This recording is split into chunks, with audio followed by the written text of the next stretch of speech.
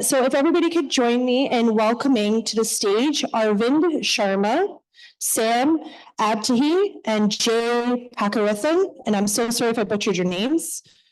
They're going to talk to you guys on promoting your business, Ontario First Nations Business Directory, and supply chain procurement.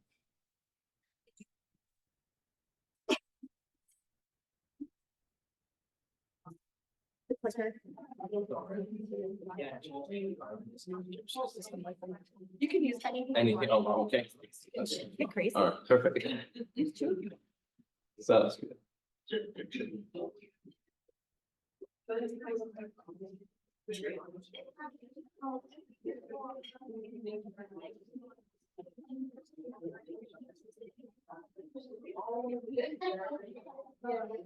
Good morning, everybody.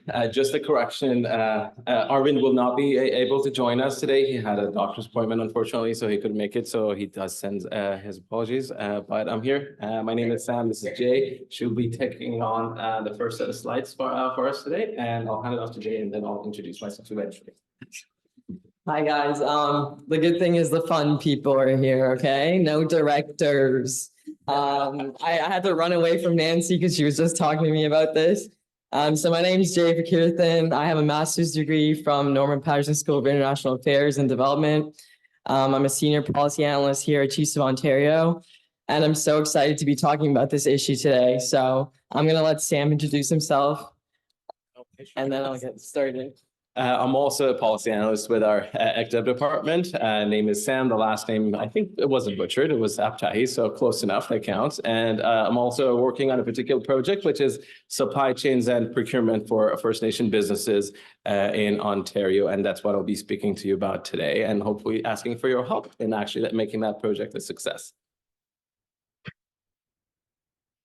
So I'm going to be talking a little bit about some of the work that we've done with changes. Probably the clip.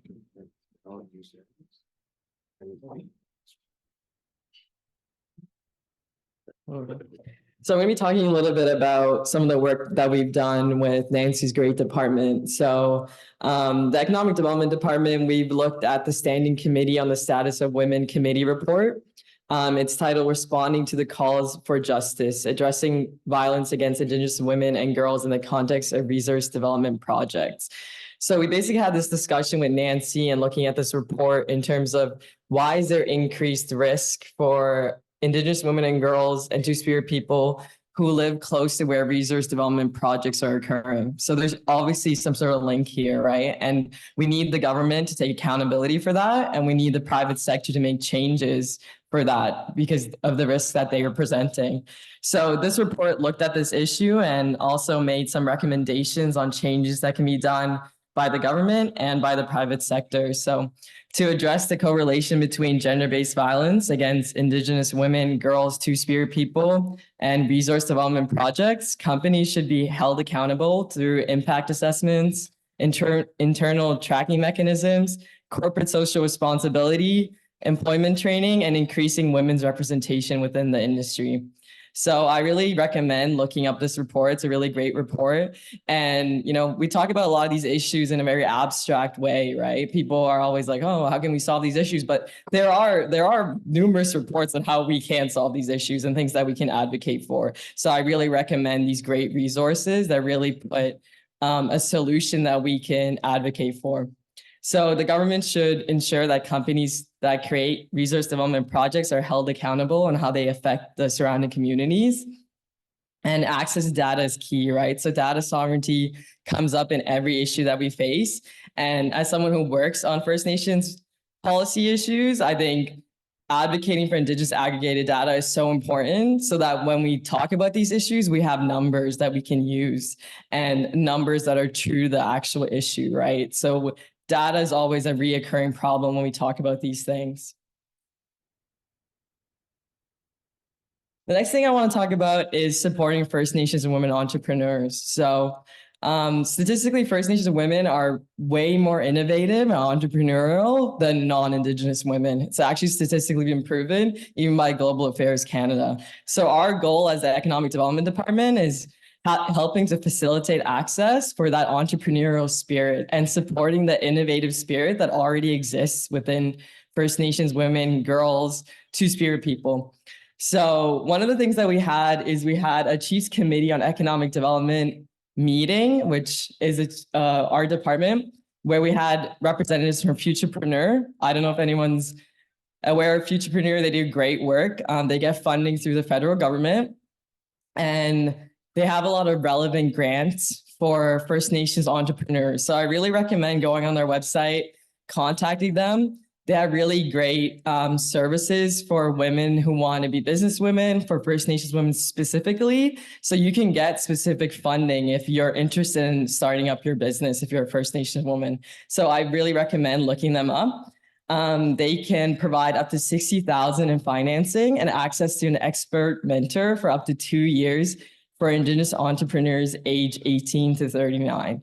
So I really recommend it. They also have a new financial empowerment information series, which is a webinar series that gives you business skills. And these are free resources that you can circulate to your community. You can circulate it to First Nations businesswomen who want to get their business started. So I really recommend looking up Futurepreneur. They do some really great work. The next thing I want to talk about is how our department is looking to expand our work with advocating for First Nations women's rights in the realm of economic rights. So I wanted to talk about this report called Adawe Report, and it came from actually Global Affairs Canada in collaboration with CCAB. I'm not sure if anyone's seen this report, but it says some really great things about the entrepreneurial spirit of First Nations women, and how in export businesses, actually, 39% of Indigenous small and medium-sized entrepreneurs are women, and they're owned by First Nations women. And if you compare it to non-Indigenous women, it's only 17%. And that shows us that the entrepreneurial spirit of First Nations women is incredible, and we need to facilitate that spirit, you know? So I really like that statistic, and I really want to bring that forward, that we need to support that 39% and make sure that we're advocating for wealth generation, capacity building, capital generation, right? The spirit's there, and it's our job to advocate for that spirit. So I thought that was a really great statistic, and I really recommend looking up that report. It has some really great stuff about the entrepreneurial spirit of First Nations women in export business. So I thought that was a great report.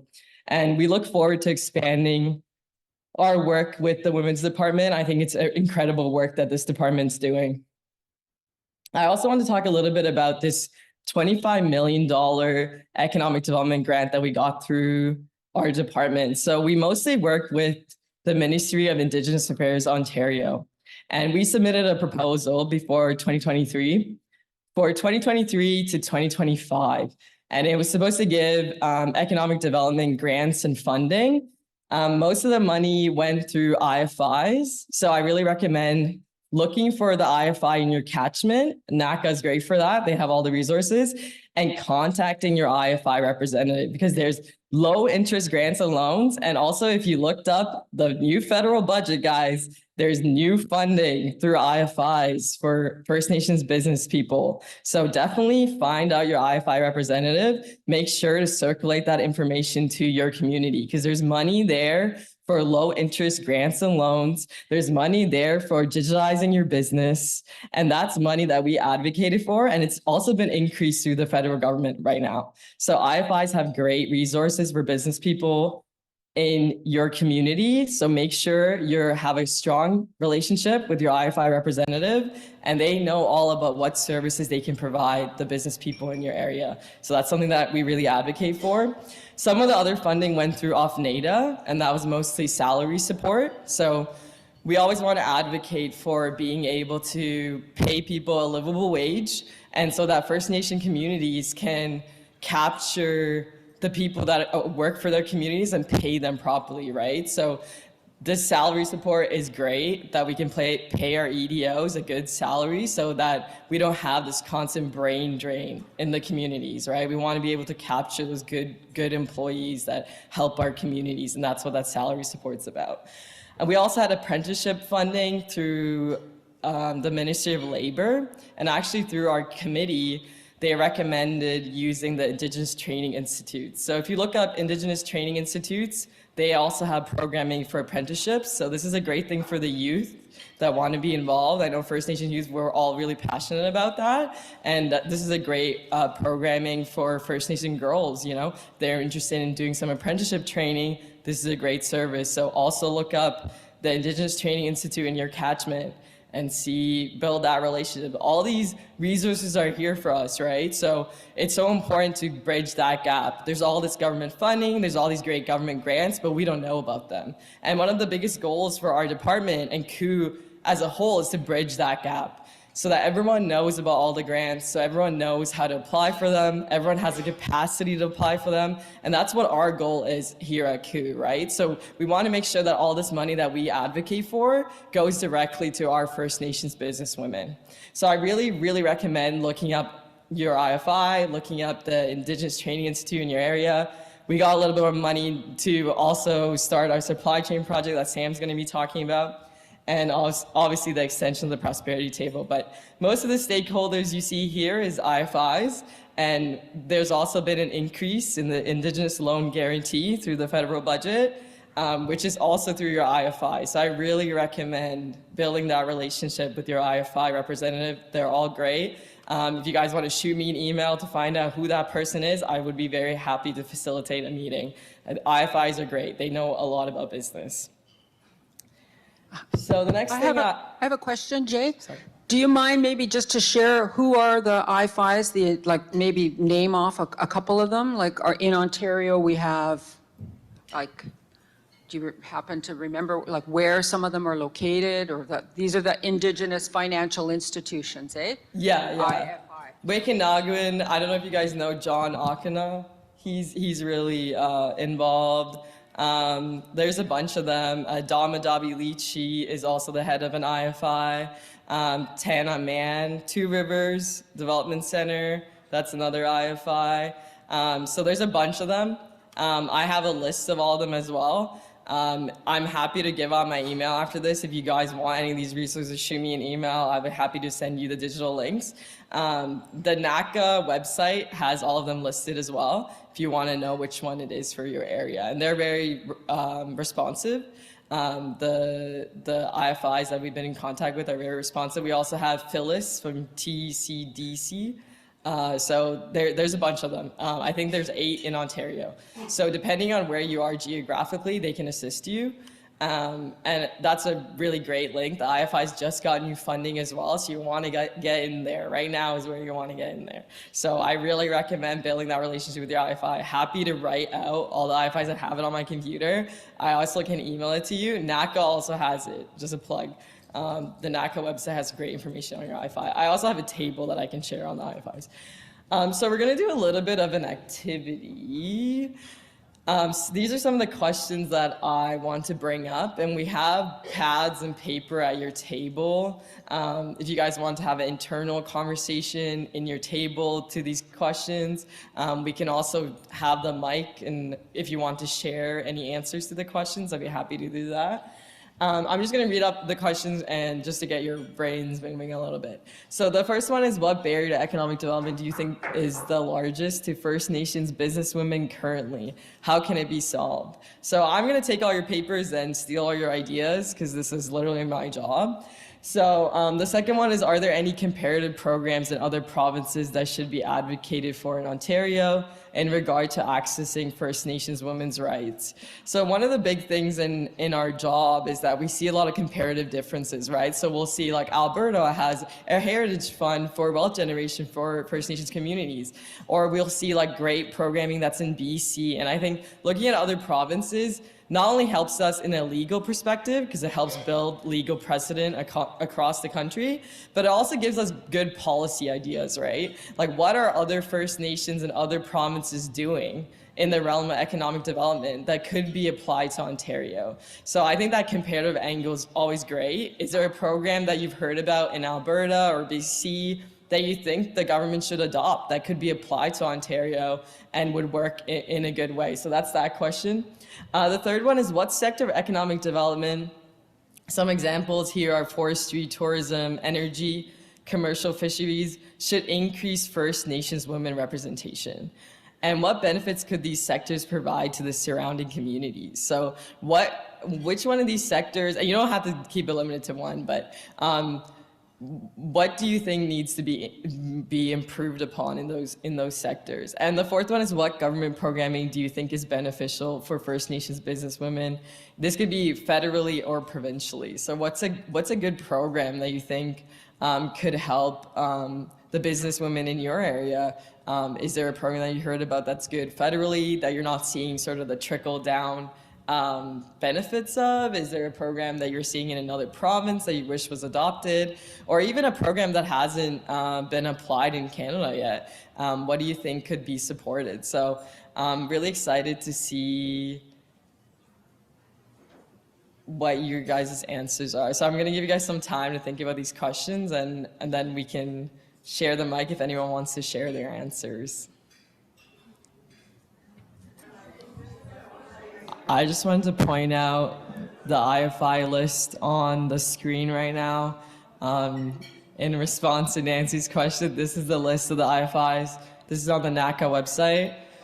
Contact your IFI representative. There's money there for the business people in your catchment area. There is money there. So look up this list on NACA and you'll find the representative. You can also get my email. I have all the IFI representatives. All right, if everybody's done, maybe we can just pass around the mics. If anybody would like to share any of their thoughts about the questions, it would be great. I can get you a mic.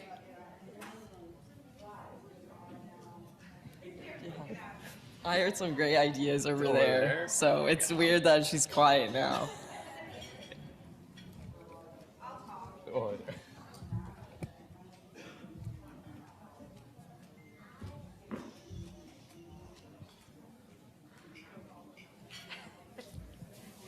Thank you.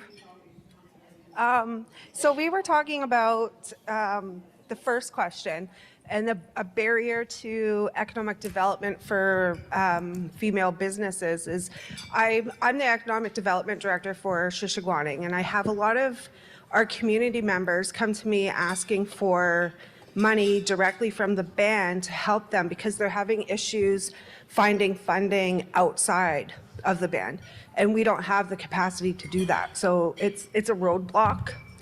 I've gone and created a list of different funding areas, and I give it to everybody who comes to me, and then I offer my support. So it's a bit of a little bit of help to them. So I help them fill out the applications that they need and so on. So that was one. Another one is like understanding of business. So I've been trying to do like business planning workshops and financial literacy to help our most, and quite honestly, it's mostly females who come and ask me for help. I've had one male come and help, so it's needed. We didn't really talk about the second one because we don't really know, but we were talking about the third one specifically, and with the commercial fisheries. So we have a fish farm on our reserve. We're partnered with a company from Southern Ontario. And as I'm thinking about the people who work there, there are no female workers. Like we had one and she left within 2 months. And we were wondering about the barriers. Like, do they think that it's too physical for them? Like, I'm just not quite sure why women aren't applying for these jobs, because they're very good jobs. I only, because I work with that part, and I've only ever met 2 women who are part of the fishery. So I think that's a really important sector for women to get into, actually all of them. Like, I think it's imperative that women go into everything, but yeah, and we didn't get a chance to talk about the fourth question yet. Thank you so much for sharing. The startup. You have one hand up. Yeah, over there. the startup cost is definitely a big problem in terms of starting a new business, right? So definitely that IFI link can definitely help with that. I think that maybe also women are supposed to be the keepers of the earth, right? So if you look at all those industries you have listed there, like forestry, tourism, energy, commercial fisheries, they're all really bad for the environment, right? And for commercial fisheries, you'd be exposed to a lot of poison because they put a lot of poison into the food for commercial fisheries.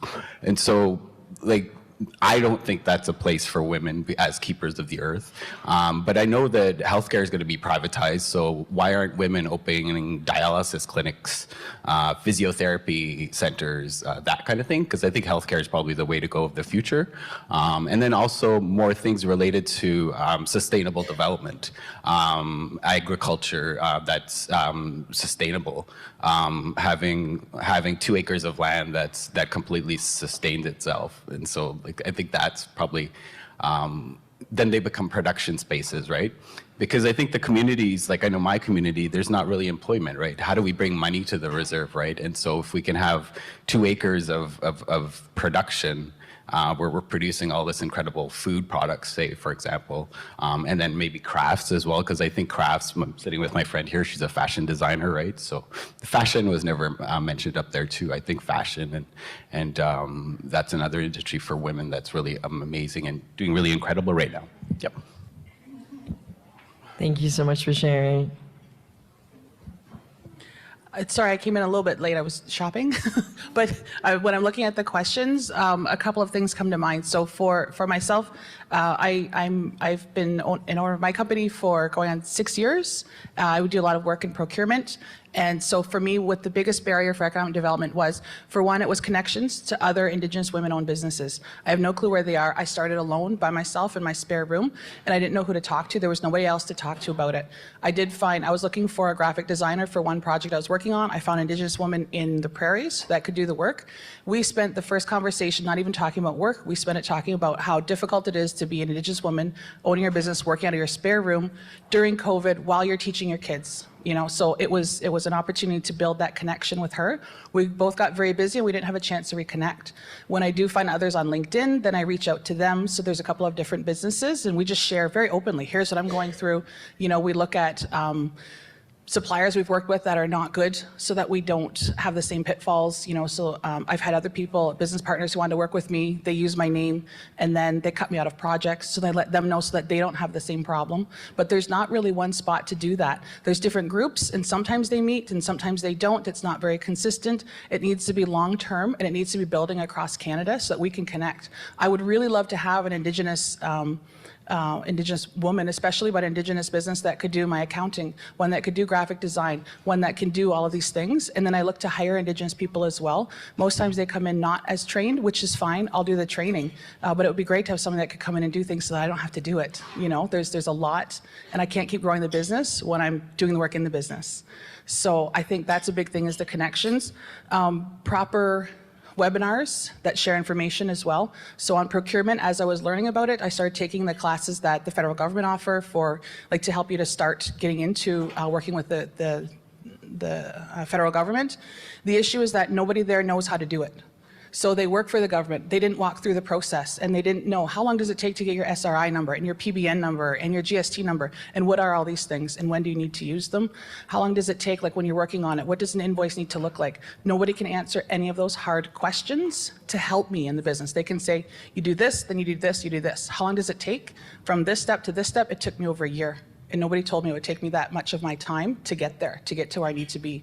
So nobody actually has been through the process to explain the process. So that was a difficulty too. So procurement is a big one, to explain how to do it, not just say, hey, we should do it and it's great. And the government is committed to 5%, you know, Indigenous businesses within procurement. What does that mean? How do you do it? How do you get on a standing offer? How do you qualify? What do you need for that? So those hard questions are never answered anywhere that I've been. Finance, understanding that, your pro forma, you know, understanding how to put together your audit every year, understanding how to save for your taxes when you have to pay taxes. That stuff isn't really taught. People tell you you need to do these things, but they don't walk you through how to do those things. So you find out as you're doing them. Industry, understanding the industry better. So I work within mining, forestry, flooding, a lot of these different industries, and there's a lot of half understanding people, and nobody can really walk you through or guide you or help you to understand to get involved more. Working into international markets. So I did reach out to other organizations that do provide support for Indigenous women-owned businesses. I'm sure they do really great with startups. They don't do really great with expansion. So when I'm looking at expanding into the States or into Australia or New Zealand or Colombia, and I've had these opportunities come up, nobody can help me to know how to do that. So they have foreign trade missions that go these places, but they don't say, here's what you do, and then here's how you do it, and here's who you can talk to, and here's who can help you. There's nobody to help along the way. HR, how does it translate into what you do? So if you have, there's HR rules, but then they change from one province to another, and then you've got it at a more federal level as well. And then when you involve Indigenous people who live on and off reserve, so there's so many different sets of HR rules that you need to follow. Nobody explains all that to you. They just tell you need to know them. In addition to that, the support all the way along is not there. So I've done some work with our Indigenous people who are incarcerated. And one of the things they said is the biggest problem they have of recidivism when they end up back in prison is that there wasn't support there for them. So there'll be support when they're in prison, and then there's support for them when they're out. But that transition in between is where they fail. That's where our businesses fail too. So we don't have that support going from one step to the next. We don't have coaches, we don't have people, mentors along the way to say, this is gonna be really hard. It's gonna take you, it took me 1.5 years to land my first federal contract, and now we've made over $3 million in procurement, and we've got more, and we've got a lot of work coming in the door, but it took so long and so many hours. I was working till 1, 2, 3 in the morning. I was putting in 15-hour days to answer questions and to get everything in place. Nobody told me that's what it was going to be like. I would still have done it, but I wasn't prepared for it. So I think there's a lot more work that needs to be done. I think it starts with talking with a lot of entrepreneurs who have been successful and figuring out how to fill those gaps in along the way. Thank you so much for sharing.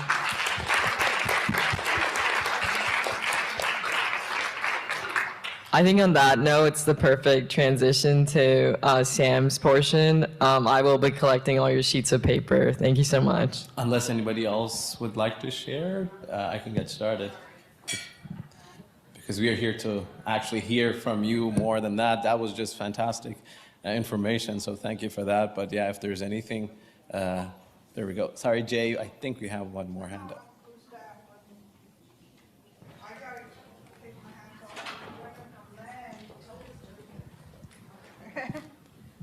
Yeah, I know I'm Gustav. I was taking notes as these women from NAN were talking because they are there to try and help women interested in getting business.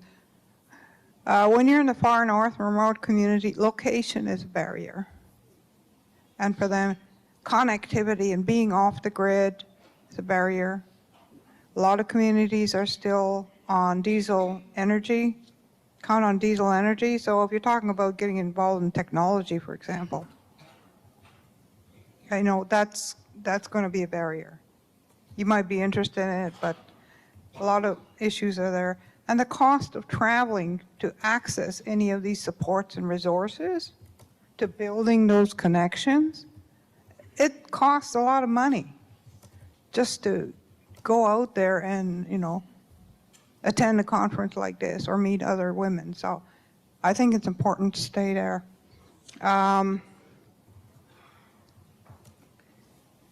Yeah, those were the ones that I wanted to make note of.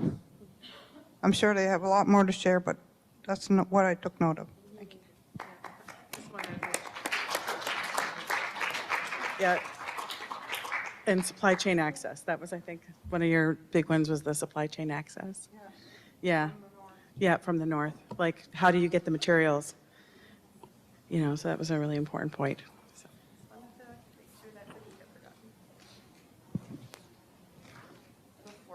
I know we're trying to move on, but I just wanted to talk about tourism, fishing, commercial fishing, because why can't Indigenous women be in every single male-dominated industry there is?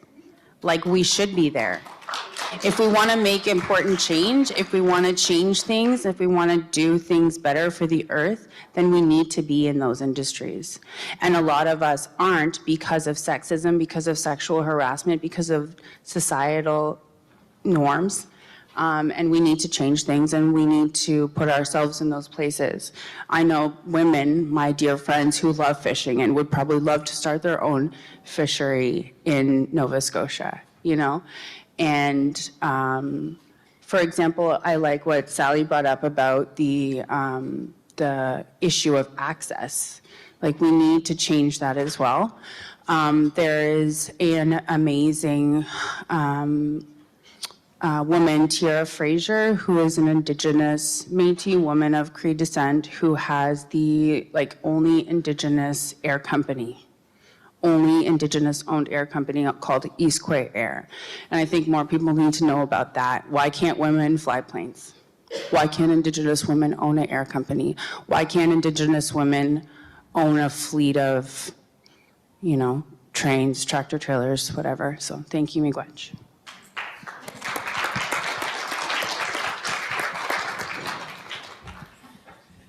All right, thank you very much. I don't know how I'm doing for time. Oh, sorry, I missed. Hello, my apologies for having had to race off out of here for a few minutes. I had to deal with the matter. Anyway, I'm just looking at the discussion questions. And I think there's, what would be the word?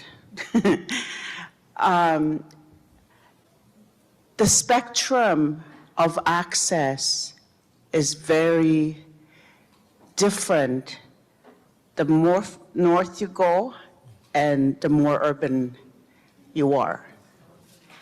And I have lived in both. I was raised by a wonderful woman who was single, never married. She was my dad's sister. She taught me my language. She taught me how to write in syllabics before I could speak English. I learned, my first day in school, I learned my name was Linda in kindergarten. I had a different name in my home. Before I ended up in kindergarten, I had already been brought up on the land, where I had to get up at 5, 6 o'clock and go toddle behind my aunt, who had to harvest food off the land to supplement our food, what we had with her meager income. And there are other women like that who uphold those values, those beliefs that they are just as strong, just as versatile as any man in terms of provision of goods, in terms of being able to attain economic benefits for their family. And sometimes we've had to be creative. We've had to be creative. Now, those people are not showcased. Those people who grew up traditionally and who have been valued along traditional lines are not showcased. The ones that are showcased are the ones who have been educated in mainstream society. And there's a skewed presentation there. And I know one lady back home, I left for economic purpose. I left when I was 20. I am now almost 60. I have recently returned home to work for them. But I've learned through my work in mainstream organizations, mainstream industries. And with my colorful careers, I've learned that the values that I was raised with of compassion, kindness, and the ability to look at life that, hey, this is who you are. You're always going to be related to that land. Always. No matter how cityfied or urbanized you become. And you just have to allow yourself to carry that. And in terms of one of the biggest deficits that I see in any indigenous community is the jealousies, okay? The jealousies. And I'm calling it as it is. You know, we can color it with different words, but it's the jealousies that, and you know what? We learned that. We learned that. We forget to uphold each other. And I think that was the main purpose of this event, was to learn how to uphold each other and to celebrate that. Yeah. And I just want to say that I'm glad I met a lot of you, and good luck with everything.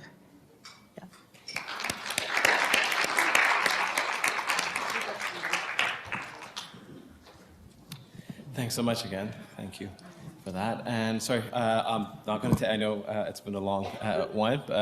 Just one more slide left, and I'll carry on.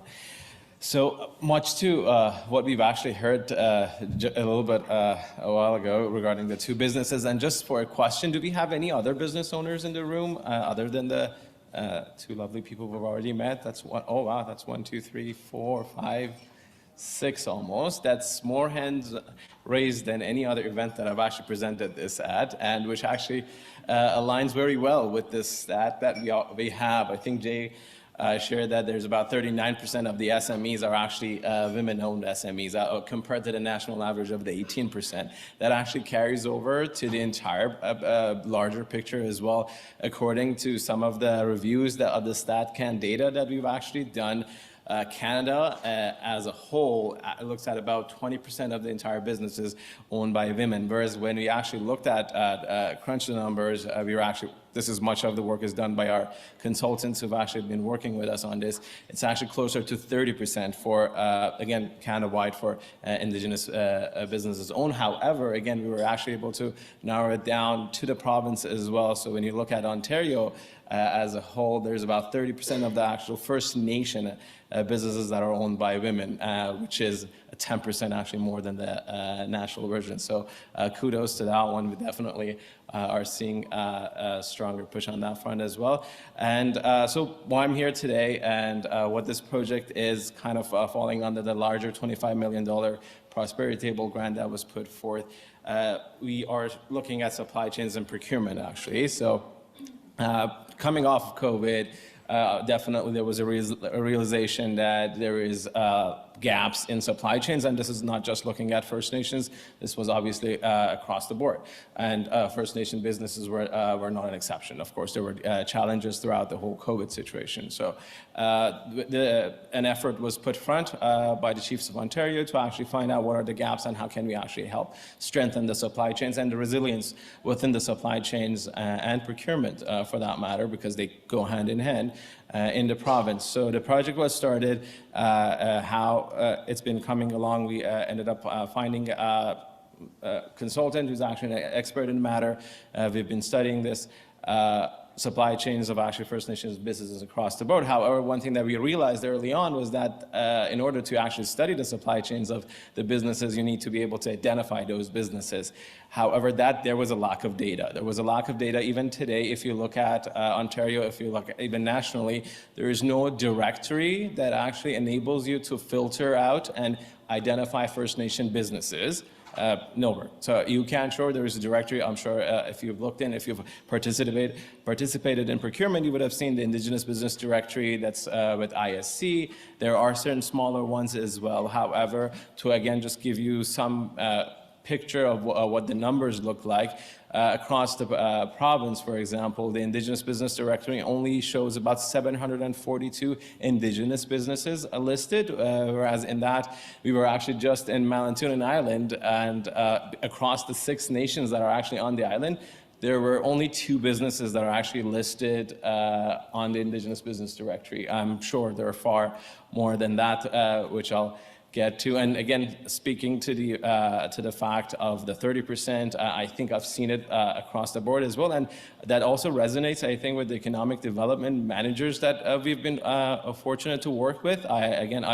April here is in the room, and I had the honor of actually visiting visiting Shishagwaning and visiting some of the businesses with April's helps, and then the magnificent things actually April is doing in her community regarding the businesses. It's only one example of that 30% and how much further this can actually go in terms of building resilience in the community.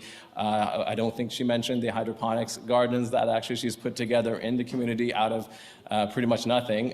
She's built that on her own. So food security is definitely a huge issue as well. And these are the smaller steps that's already being taken by some of our great economic development managers who just happen to be most women again. So that kind of represents the whole front as well. And anyways, in our effort to realize and how we can build resilience, how we can strengthen the supply chains of these businesses, we are hoping to actually create that directory that doesn't exist as a first step. So it's to get out there, how do we connect these businesses, and speaking again to different communities and speaking to different economic development managers. What I've realized that there's definitely that connection missed between the different economic development officers and managers talking to each other and recognizing one another. So again, I was fortunate enough to actually be able to travel just last week from from Mississauga, from Blind River all the way to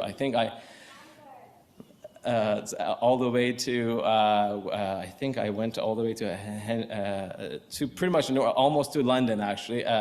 We've had the opportunity to actually visit certain EDOs and talk to them, and I've realized that there's definitely this lack of a directory that enables connections. So like the example that we heard, how do I find certain talents? How do I find, if I'm looking for an accountant and I want them to be First Nations, how do I find them? Where is that directory? There's definitely islands of directories within each nation, but again, either not everybody knows about them, and they actually lack certain filters and also updates. So there's like sometimes they're outdated and you're not actually able to use that. So working in this project, if I can ask Jonathan to maybe just show us the mock-up of what we hope to actually create. This is just a mock-up of what we hope to create. This was created with open data from BC, obviously, but we hope to have something in place for Ontario as well. There's already great work being done. We are in the data collection stage and hoping to actually be able to filter through businesses by industry, and eventually at a later by the size of employment, by how many of your employees are actually First Nation or not. And again, also at a later stage, be able to ask, hey, like how many of these businesses are actually women-owned businesses? So be able to actually create this portal that can ultimately, beyond promoting your business, create those connections, promote nation-to-nation businesses, and also going back to procurement, create those procurement opportunities. I don't know, I think we already have one example of participation in the larger procurement size in the province and the national level. I don't know does anybody know what is the dollar value of total procurement done at the national level right now? Okay. All right. I'm being told that I don't have time, so I'm going to make this much quicker. So I'll give you the quick numbers. At a federal level, we're looking at about $24 billion that's annually purchased by the government from different businesses. The mandate of the 5%, which is a great opportunity that exists, there's definitely gaps in terms of education, how can we participate and whatnot, but there is that opportunity, and I want to just highlight that. So 5% of the $24 billion. And at the province level, the province of Ontario, along with all its ministries, along municipalities, they purchase about $29 billion. So there is great opportunity that exists out there by promoting your business and actually ultimately being able to get yourself on a map as a business. We are opening doors to actually being participating in those businesses. What is this? How can we do that? Jonathan, if you can actually help me with the second link. So as part of the study, we've actually created a form that can enable you to get the name of your business on the directory that's being actually created by the Chiefs of Ontario and being placed on the website. So this is already available on our website. I actually have paper versions of this. So of those businesses that I just saw the hands raised, I'll be more than happy to actually share the paper version of it with you just now. And by being able to have you on this portal, I think we've taken a great step in that integration. Thank you, Inez. And Michelle, could I jump in and just ask what is the link so that anybody that's here that wants the link to be involved on the First Nations Business Directory can access it? How can they find that? Sorry, Michelle? Email to the delegates. We can put the directory in there and then people can share it with others as well. Absolutely. And again, as I said, I think I should have enough for every table. I have a QR code right now printed as well. I'll make sure to circulate that right now to the room, and we'll send it out via email as well. Put it on the slideshow for lunch. Thank you so much. Thank you. Thanks, everybody. Thank you.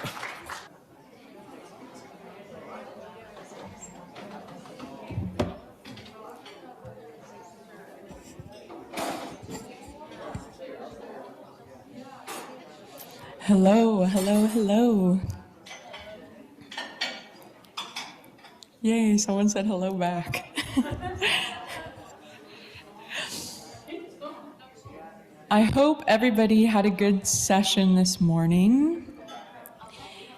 And if you're wondering what we will be talking about, I hope to bring some gorgeous, anti-energy, to give some sage advice, and tell a couple stories, and just feel a sense of connection and community as Indigenous women who are business owners, who operate as leaders in their family and in their community.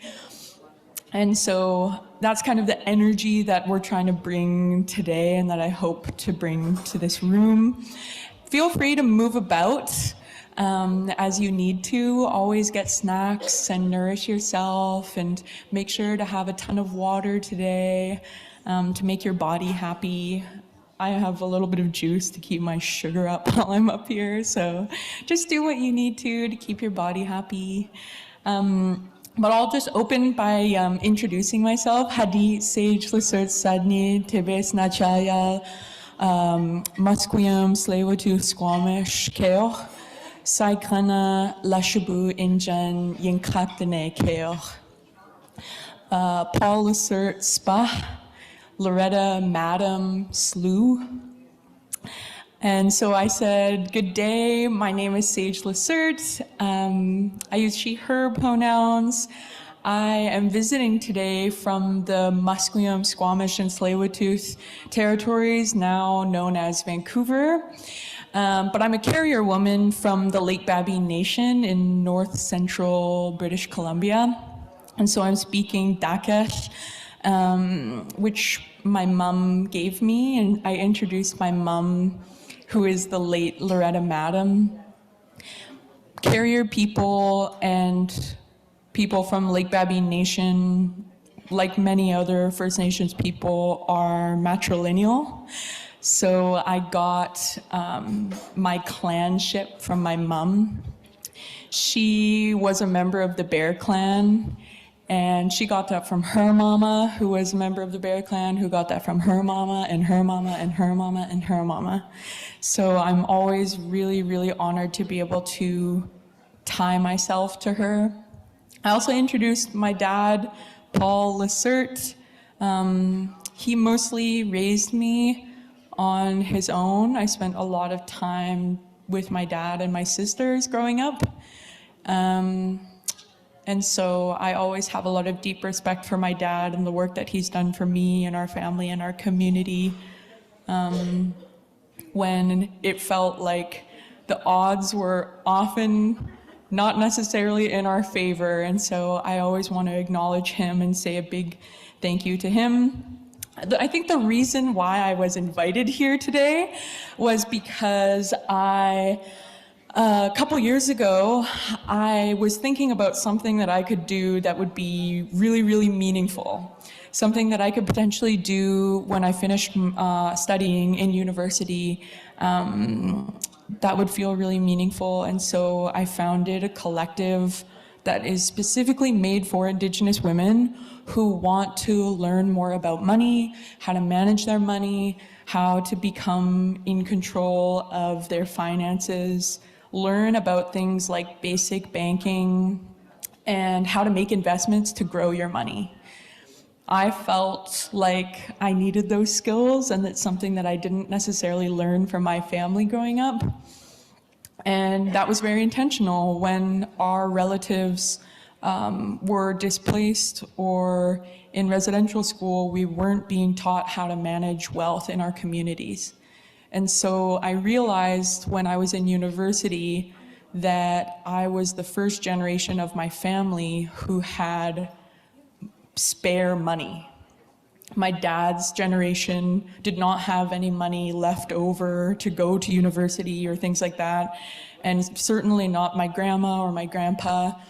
And so my generation was the first where I was going to university and where I was working jobs and able to save enough money, enough to the point where I wanted to learn how to make an investment with that money.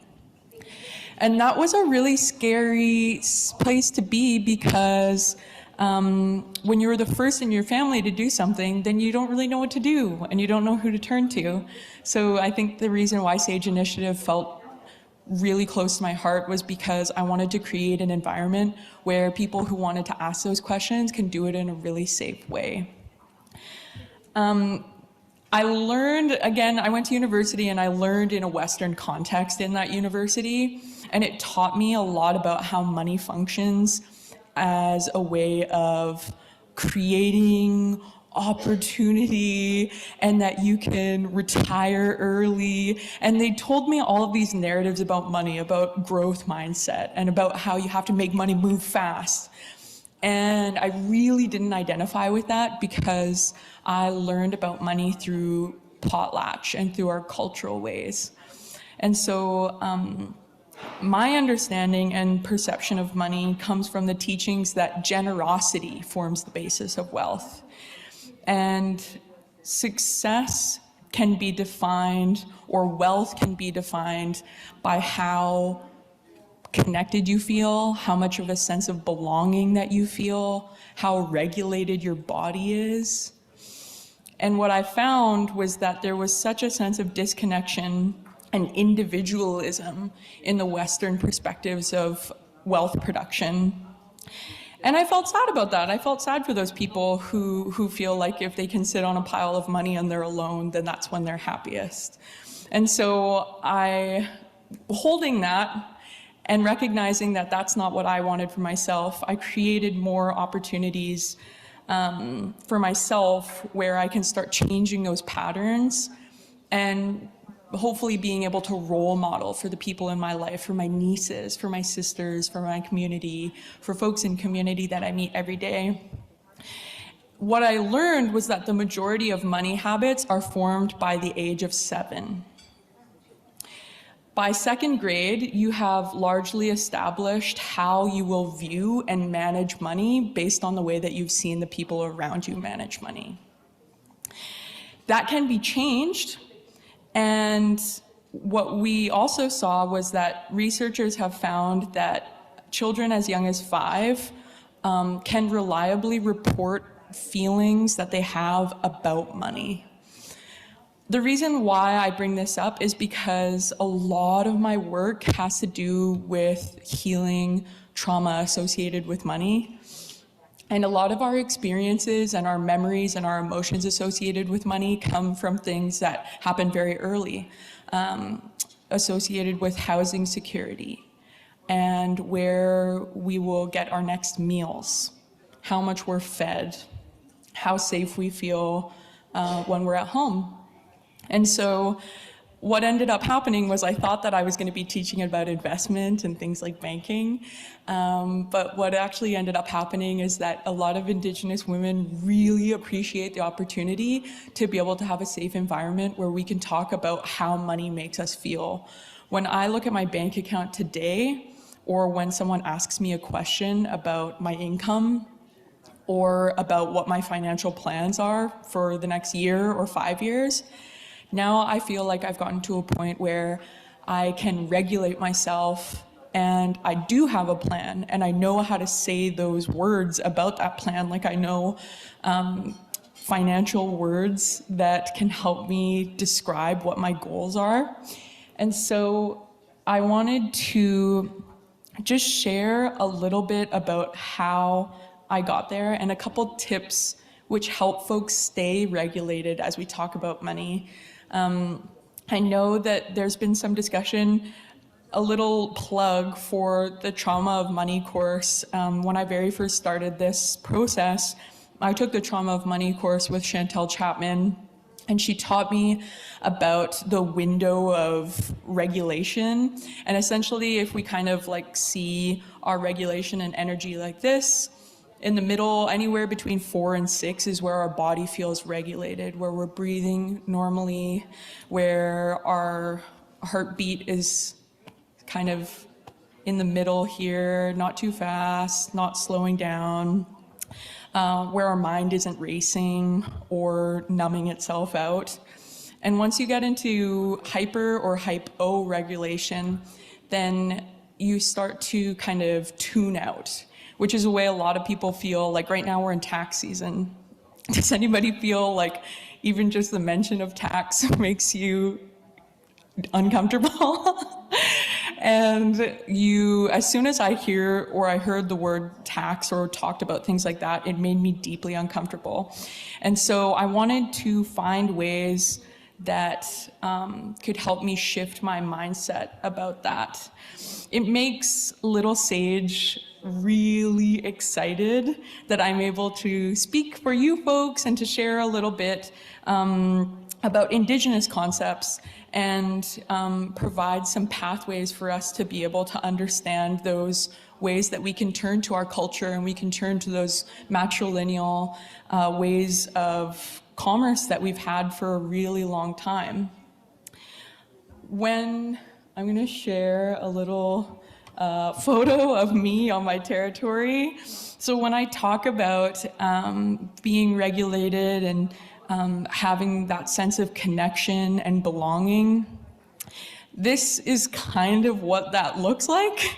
If I had to share an image about what it feels like to feel deeply connected with my people, with the people that are close to me, or if I were even to think about what that looks like, I would say being close with my family, my relatives, being on my territory, doing practices that help me feel connected to my territory, and being in relationship with those people and doing it all at the same time. And so I find that this image is one that I use as the background on my laptop, or I try to keep it around to always remind myself where my grounding is and what I'm grateful for, and use that as a gratitude practice as much as I can. When we go home, we have our smokehouse, and we're moose hunters. North Central BC is moose territory. And so I go home, and not only do we do berry picking and fishing, but we also hunt for moose and spend time in a spiritual realm with Mother Earth. And I think it's very important for us to all take a moment to just call on our territory or your whatever site you would like to call on today, and just find a sense of grounding and kind of acknowledge that place. Like, this is just one example that belongs to me. But for you, I would like for everyone to just take a moment to think about that place for you, whether it's on your territory or your home place that you call today, the practices that make you feel connected to your Mother Earth, and to your spiritual beings, living and non-living beings, human and non-human relatives. And just reflect on that for a moment and share gratitude.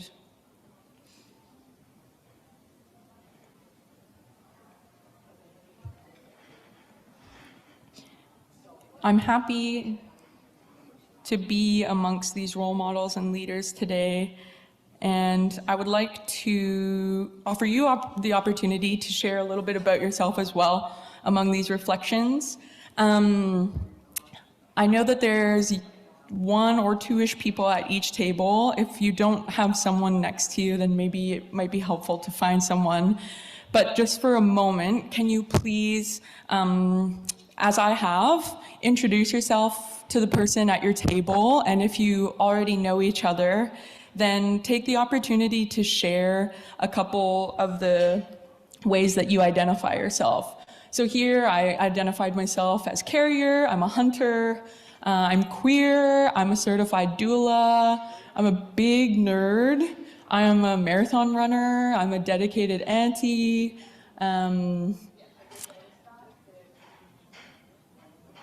like to sing, I like to dance, I'm a sister, I'm a daughter. So just turn to the person or the people at your table and introduce yourself, what your name is, where you come from, and then share a couple, like 5 or 6 of the ways that you identify yourself.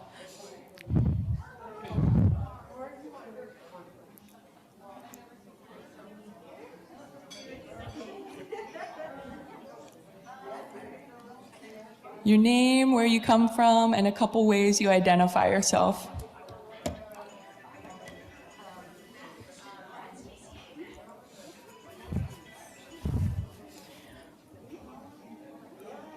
You can say you're an auntie, a granny, you are loved.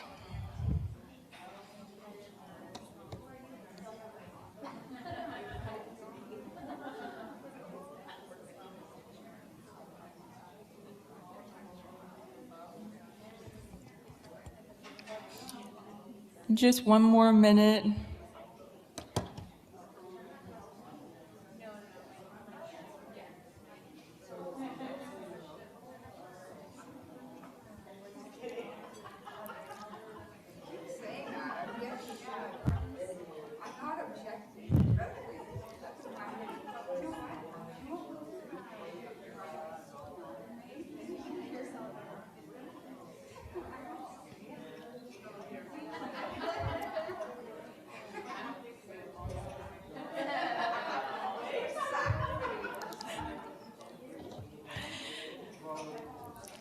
We'll come back to these groups in just a moment.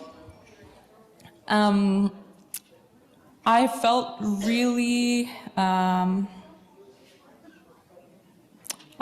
felt like I could really relate to a lot of the comments that folks were sharing in the room in the previous presentation. Looking for women's representation, Indigenous women's representation in our industry.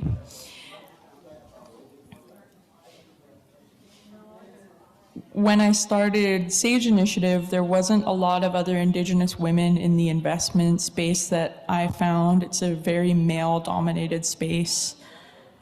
I call it like Joe Finance. It's like young white guys who are interested in trading stocks and there's just a lot of like Joe Finance guys that I meet all the time, and they are really surprised when I walk in the room because I'm a capital provider. Like I started a business. Sage Initiative is a small business, but I'm also a capital provider. I am a director of inclusion at a fund. It's a small fund size, 135 million.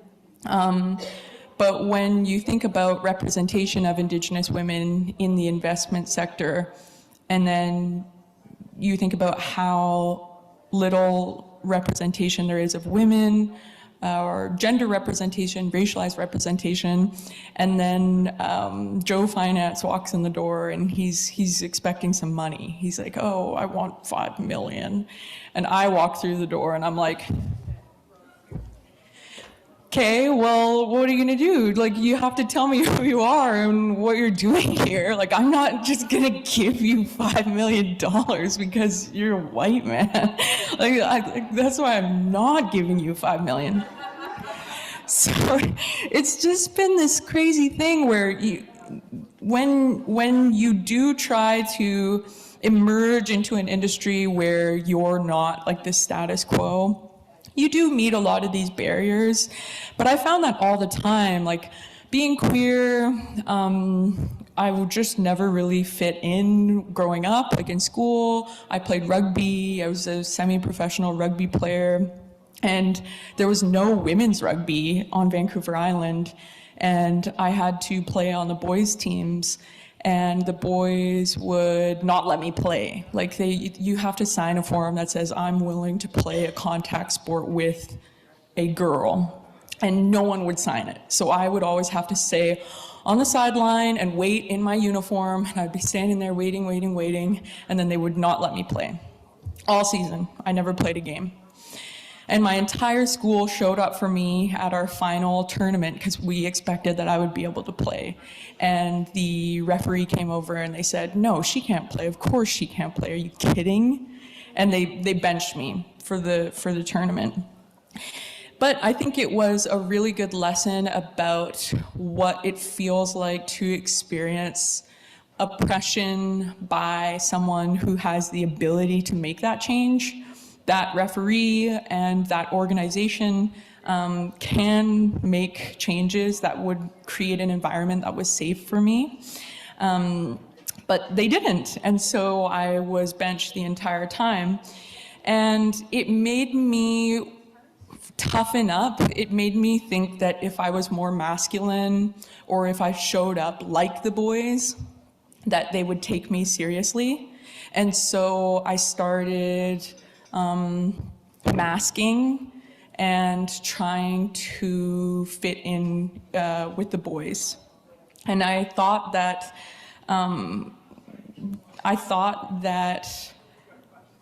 if I was brutish and if I practiced harder, then they would take me seriously.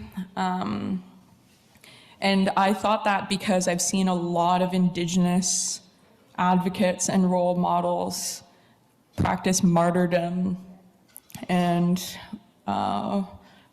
seen a lot of my Indigenous role models go through bloody battles, and not literally bloody, but who get just totally smacked around. And I don't think that martyrdom is cool or glorious or something that we should strive for. And I think it often stems from this sense of obligation that we have to become this thing, that we have to be this soldier. And there's a sense of self-sacrifice. You have to sacrifice yourself for others, for your community. And that is not sustainable. And it's interesting that martyrdom is often associated with men, because I think that Indigenous women have been forced to be so incredibly resilient. People always say, oh, Indigenous women are so resilient. Resilience is not a born trait. You're not born resilient. You're forced to be resilient because you face really hard things.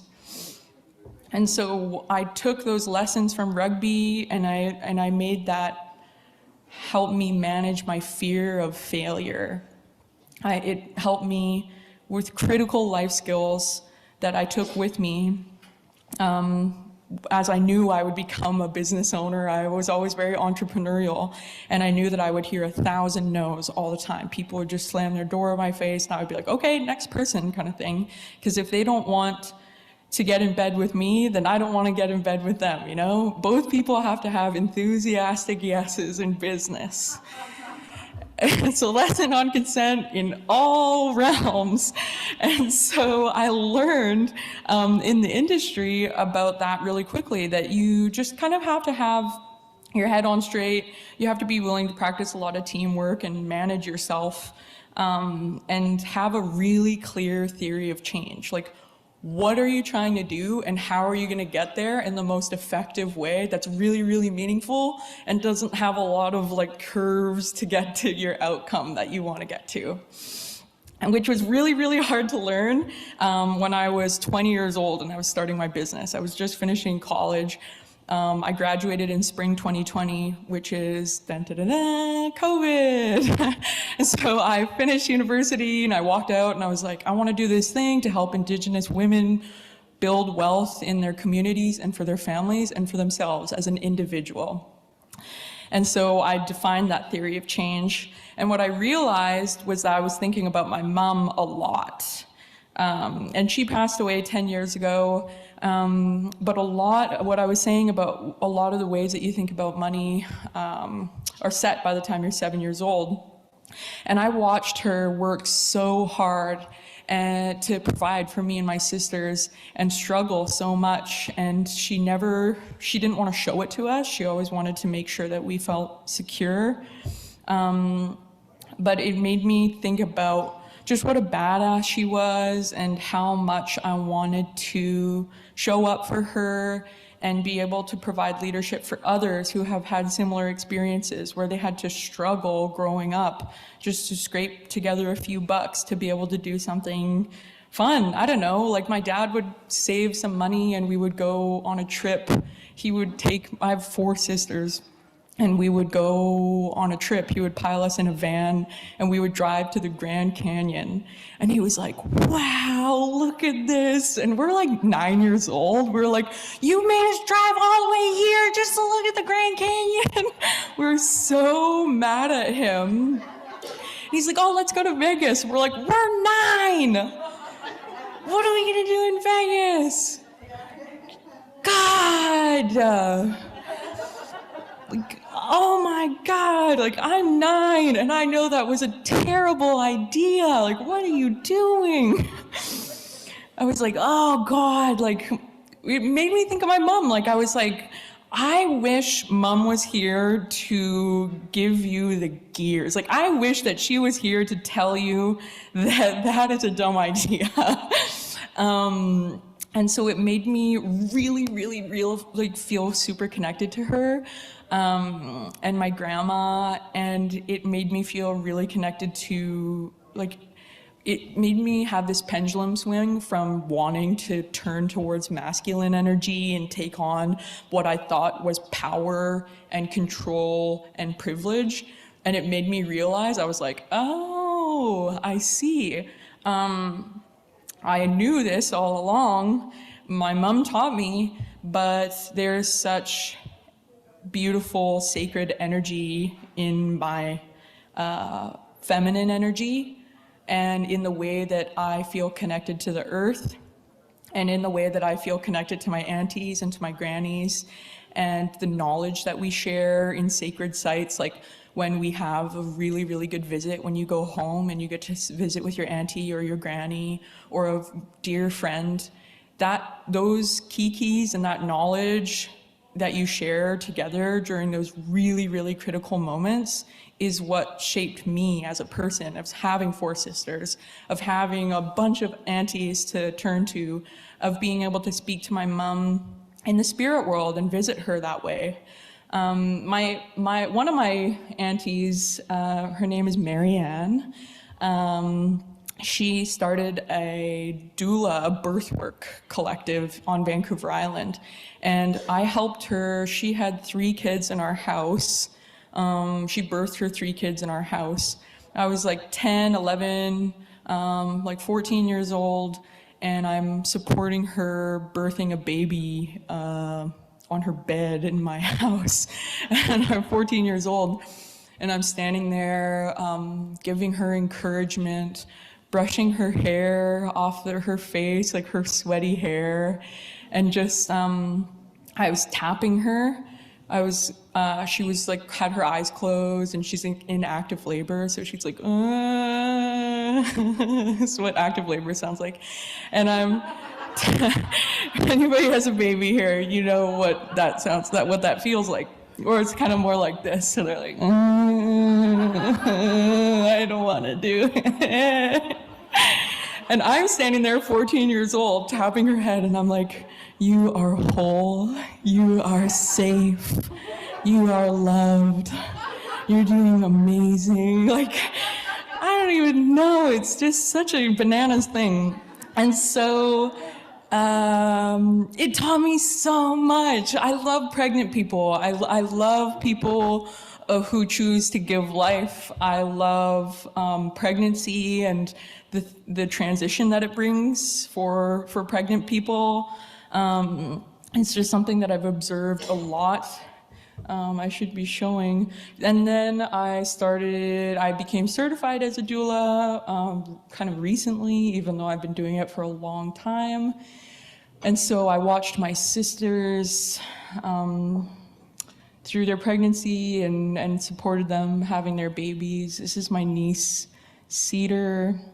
And I just, when I was talking about this picture and how that's my like happy place, I guess, this is my why. This is why I'm here. This is what I'm trying to accomplish, is really healthy, happy, little brown, beautiful babies that feel so safe like that. Like that's the safest place she can be, is on her mama's chest, skin to skin, just on the teat, having a great time, and having aunties around her and everyone treating her like she's the most precious little thing in the world, because she is. And so it made me think more about wealth production and community wealth, because it strayed beyond just myself. Like I don't have a child of my own, but when I look at Cedar, it reminds me about that matrilineality again. It reminds me about how I always talk about my mom, my mom's mom, my mom's mom's mom, and then it goes beyond us to Cedar. It makes me think about how when you're pregnant, and if your baby is female, that typically they also have the eggs that they could potentially use to reproduce in their life. So when you're pregnant, you actually have your grandchildren inside of your baby as well.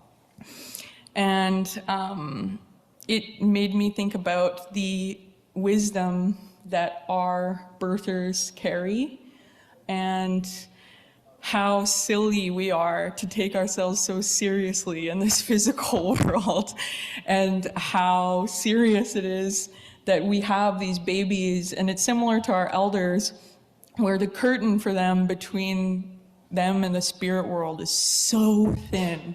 It's so thin. When a baby's born, they're not really totally of the physical world. And they have so much healing power within them. And they're also very, very, very fragile. They're physically fragile, but you have to protect them. And that's why we have so many teachings about protecting your baby. That's why there's a lot of teachings about not bringing your baby to places where there's death in your community. Why when pregnant people in my traditions, when you're pregnant, you put a blanket around your belly if you're going somewhere where you might need to protect your energy. Put a blanket of protection over you and your baby.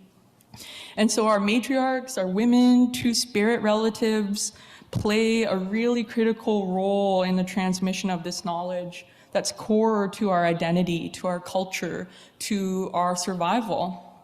And I learn a lot from the little ones about how to run the business. My niece is 5 now, so this is her right when she was just born. She's 5 now. She's like, why are you even working? Why are you working so much? She tells me what to do all the time. Why are you working so much?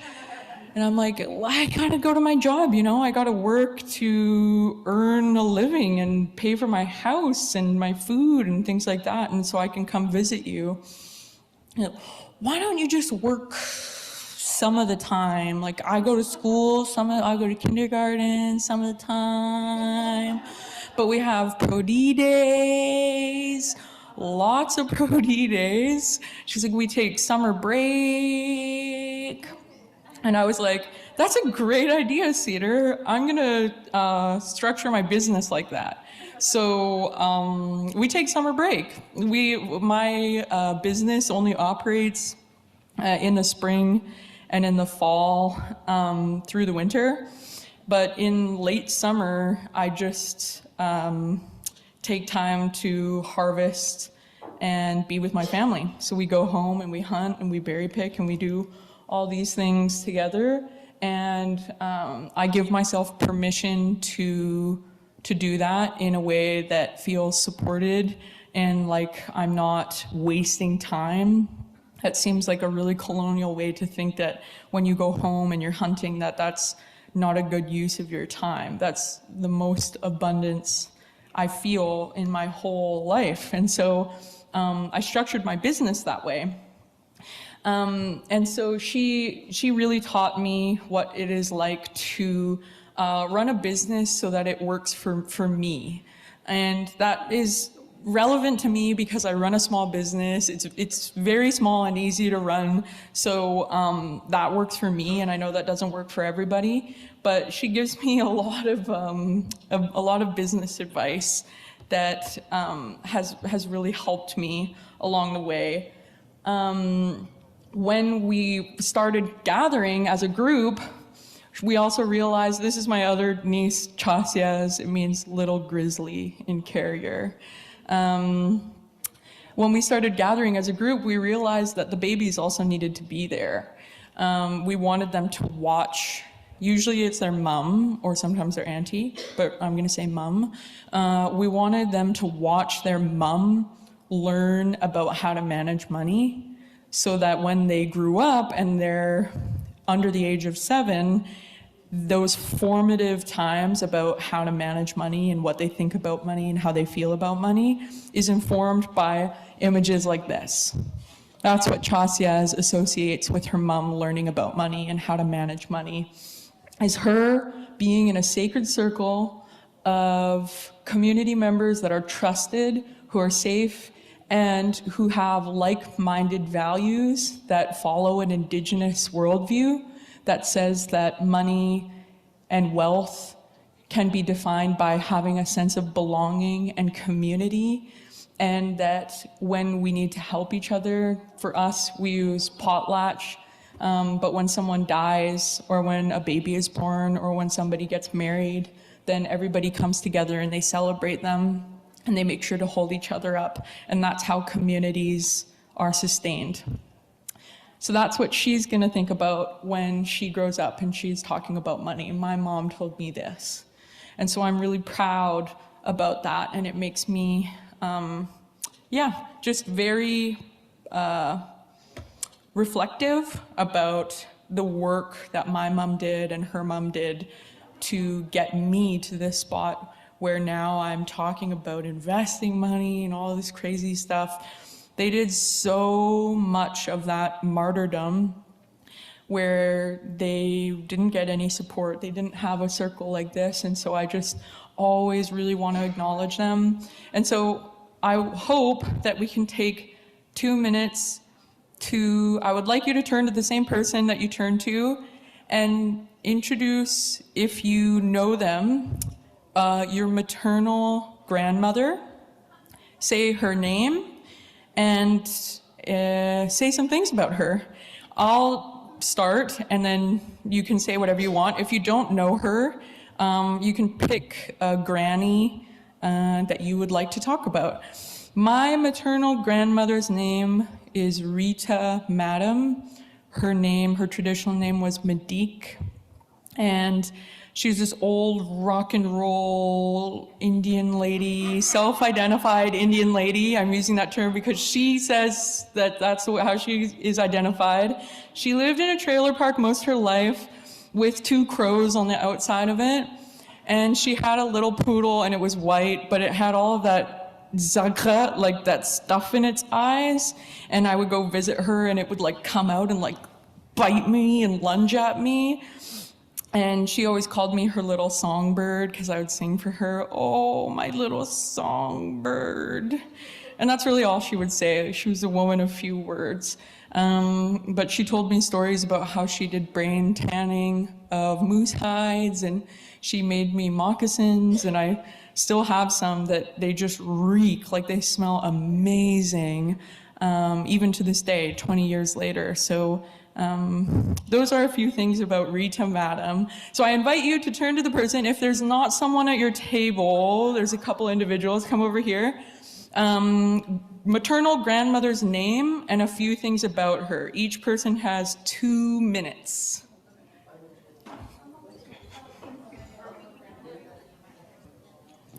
Does anybody feel like sharing with the larger group something that came up for them that they would like to share?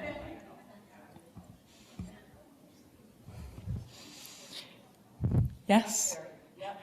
So, in talking with Sally, it was very obvious that, like, we come from the 60s, but our parents come from a time before that, a residential school. And it's amazing to know how it impacted them as women and their identity, and how it trickled down to us, but we've made changes in our lives to be proud Anishinaabe women and to teach our children those values. I think that was the big thing that I picked up in our conversation. Miigwech. Anybody want to share about their granny? Or a reflection?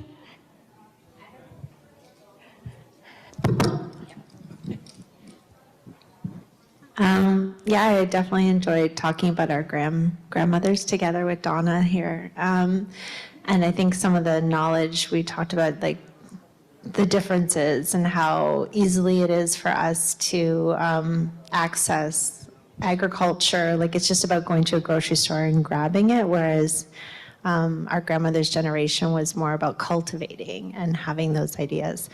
But I did want to have a reflection. I really enjoyed your presentation. Like I really liked the values that you brought, and it's all about family orientation and about 7 generations, about that wealth accumulation. So it was a surprise, and I just had that reflection. I think it was really great. So thank you.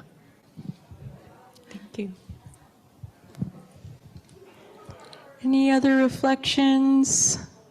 I also just want to acknowledge that we don't all know our maternal grandmothers, but sometimes I do a practice where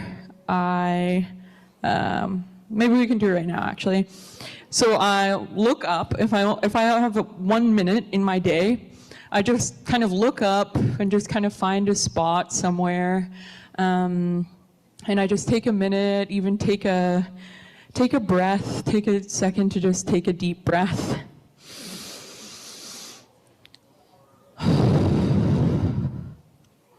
Just another deep breath through your nose and out through your mouth.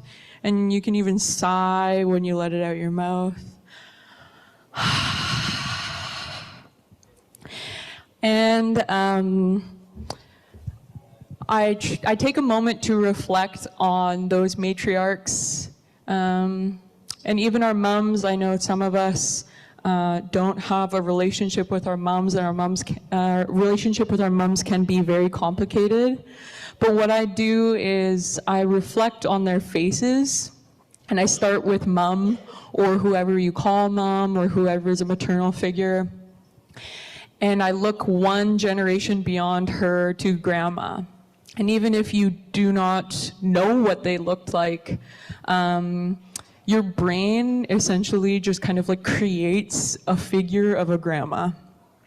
So you allow yourself to enter this kind of imaginative realm where you see grandma and then you see great grandma. And many of us don't have the privilege of knowing our great grandmas or having met them or seen them. And so we kind of, again, start imagining what they look like. And I invite you to go 1 beyond that and imagine great, great grandma.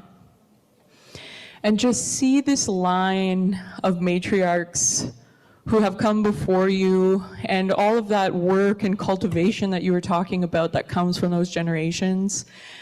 And the fact that that line goes on for a very long time. Great, great, great grandma, great, great, great, great, great grandma. And the connection that we have is that there's an unbroken line of water that flows. And if you kind of just allow yourself to imagine this line of water flowing between them, where they birthed their next generation and the next generation, all the way down until you, that precious little baby, is you. And the water continues. Whether or not the birth, you are a birther, that water and that line continues.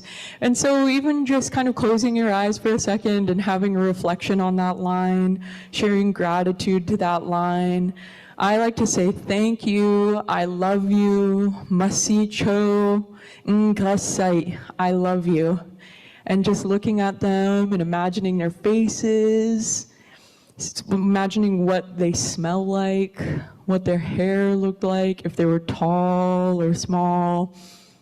Just kind of reminding yourself about what they may have been like and giving acknowledgments to them. And holding that with you, you can keep that with you, and you can always do that reflection. And I find it to be really helpful to visit them at any point. That's free. You can always reflect on your connection with them and know that you are a product that they had worked on for generations and generations and generations. And so they're always very happy to see you and have that visit with you. It makes me very, very happy to be able to spend time with my mom and with my grandma, who are both in the spirit world. So I'm always happy to get the chance to spend time with them. The last thing that I want to share, because we're about to close, and again, I know I've said it 100 times, but Nancy invited me here to share about my experience because I started this business. I had this idea because I do this weird work that's like half really heady investment money stuff and half like really grounded, rooted birth work. So I'm kind of just dangling between having one hand like rooted in the soil and one hand just floating around in this money, numbers kind of space.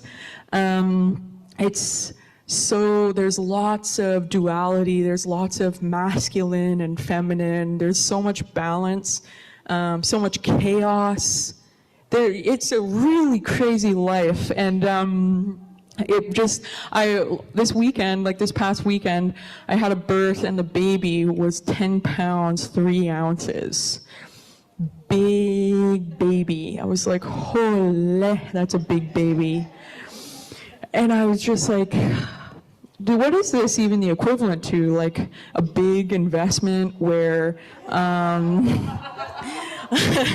like, I don't know, like we make a big investment that has like a really large impact on an Indigenous community where they like want to have clean water. So they start installing geothermal heating units and water so that they can have water in the winter and in the summer.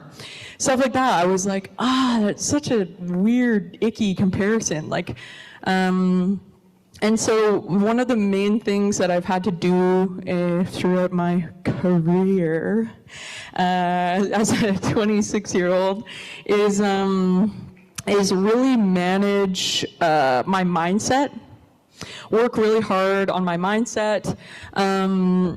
I've been really warmly welcomed by a lot of queer entrepreneurs. Bobby Reset is the founder of Virtual Gurus, and she's this like super awesome lesbian who is from Alberta and who started Virtual Gurus, which is like essentially a virtual assistant platform with like nothing. She had absolutely nothing. She just started working for people, and now it's grown into one of the largest Series A invested Indigenous owned companies in North America.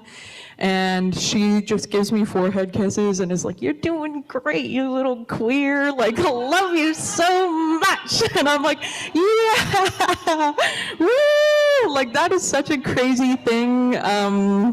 Again, like, mindful of my language, I like to be called that, but I know some people don't. Lots of mentorship. Nancy gave me the opportunity to come here, and that's an opportunity I would not have otherwise had. It's an opportunity for an Indigenous woman to share their knowledge, and people teaching me how to advocate for adequate pay. I was like giving a lot of my time, and recently I learned that my time has value and that the knowledge that I share has value, and so advocating for my own adequate pay. I learned that lateral violence is not cool, and it really hurts, and I see it all the time in sites like these, at my workplace, in my family, in our communities. And it makes me really sad when I see Indigenous people being really hateful towards other Indigenous people. And so I try to be kind and practice lateral kindness. And I have to remind myself of that every day, because I am a pretty fierce auntie that can be really mean if I feel like my people are being attacked. And so, or like this one is being attacked, then I can be really, really fierce. And so I always have to remember to lead with love and kindness. Plug for Elaine Alex' book and framework, Cultivating Safe Spaces. If anybody has not read her book, I highly recommend reading the framework and understanding Cultivating Safe Spaces, about belonging, rooted in love and a sense of connection. The last thing that I want to share is ways that I've survived with all the Joe Finance bros and all that. Is I know that I'm doing this work to kind of pay my dues and work in an industry that I find to be very challenging, because I'm an Indigenous person in a really white-centric industry. Primal therapy, which is essentially just car screaming, where you go in your car, it's a real thing, primal therapy. You go in your car and you're just like, and then it helps your body regulate. It actually helps your body regulate. So the tapping that I talked about, maybe don't do it on a pregnant person who's in active labor, but tapping, I am safe, I am whole, I am okay, today is a good day. If you need 4 things to say, those are 4 good things. And the last one is being able to be out in community and just being fearless and unapologetically yourself, and being willing to share kind of vulnerable things about yourself, and knowing that these environments are where we can go to share knowledge and stories. And so I just really want to say thank you for the invitation to be here and to share my stories and to share a little bit about Sage Initiative. So, Masi Cho.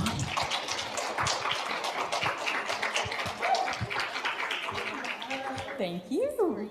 Thank you. That was awesome, honey.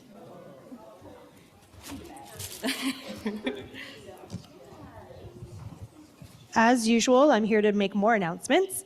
First thing, don't forget to shop. Second thing, we will be finishing early today. So this room right now is going to be for Indigenous women's strengths and the tourism industry with Lisa Marie Laval, project administrator, and Ella Vanderbergt, Indigenous business advisor, Indigenous Tourism Ontario.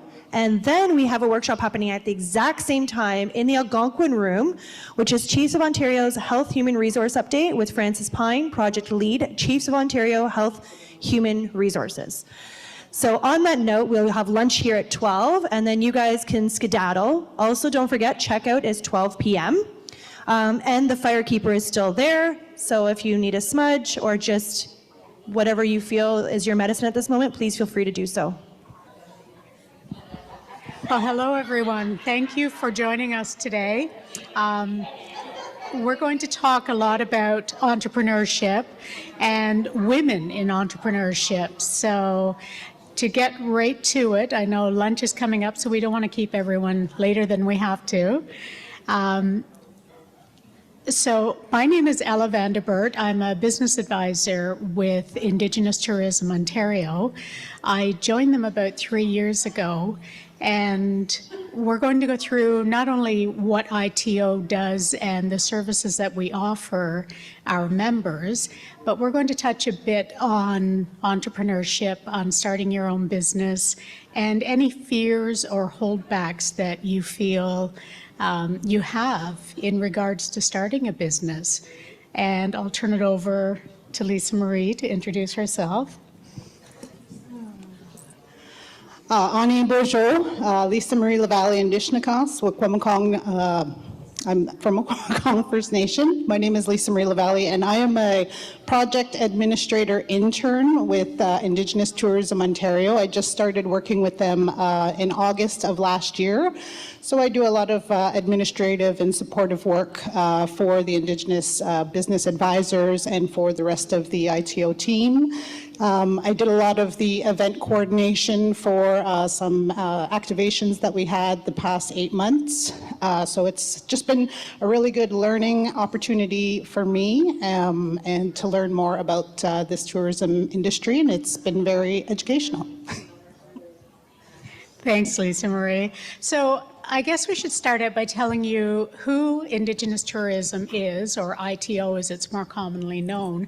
So we are the province's first and only dedicated Indigenous tourism organization that focuses on uniting communities, Indigenous organizations, and industry leaders. And we do that in a number of ways, focusing on 4 pillars, which I'll quickly go over with you, and then we'll dive into more of entrepreneurship and the obstacles in starting. So here are some of the community partners we work with.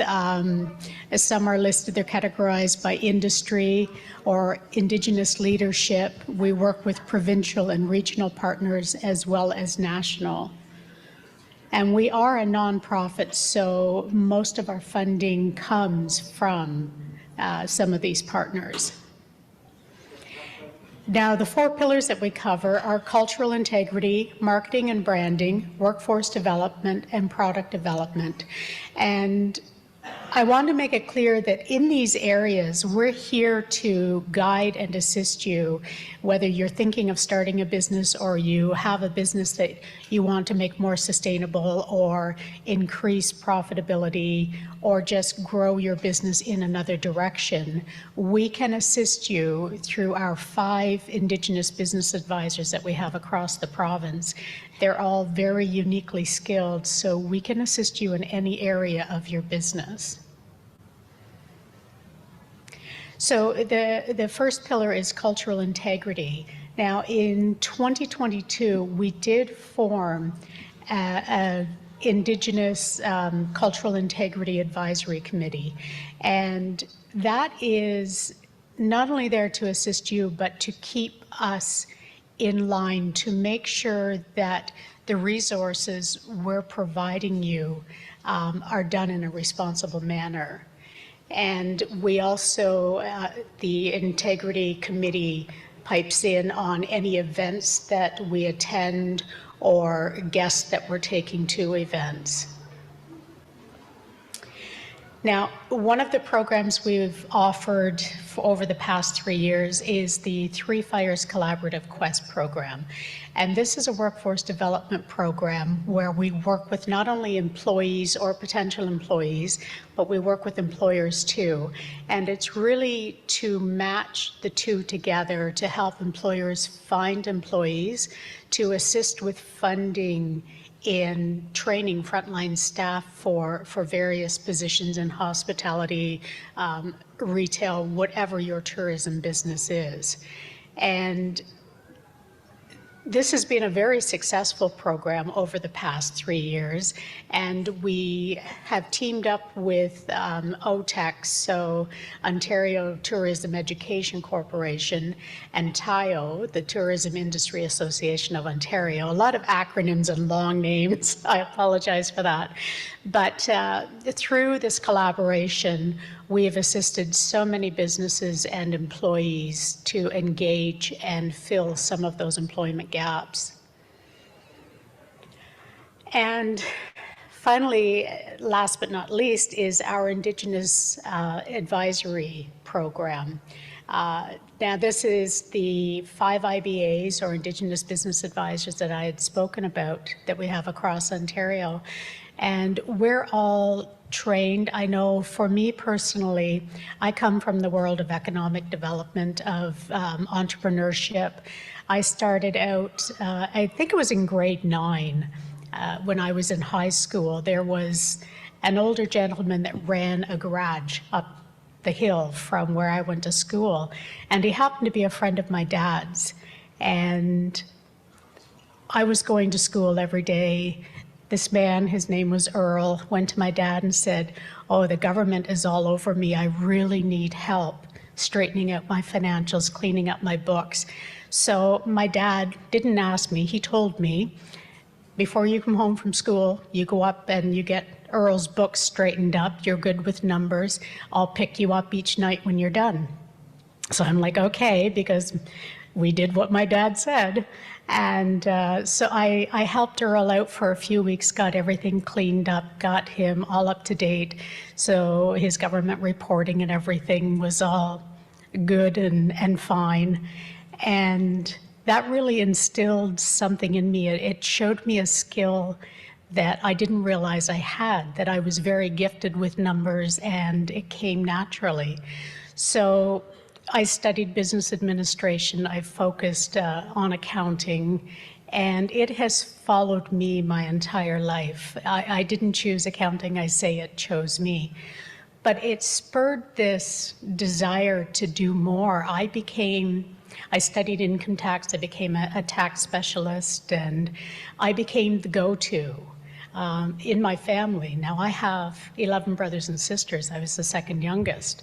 So I became the one that they turned to for all financial advice. And that instilled the confidence in me to want to create my own business. So I started out, I've owned several businesses. I love building businesses and then on to the next project. Maybe that's why I'm a business advisor now. But I've had a restaurant, a bar, a bakery, a convenience store, an industrial maintenance supply company. That's a long story, but it was interesting.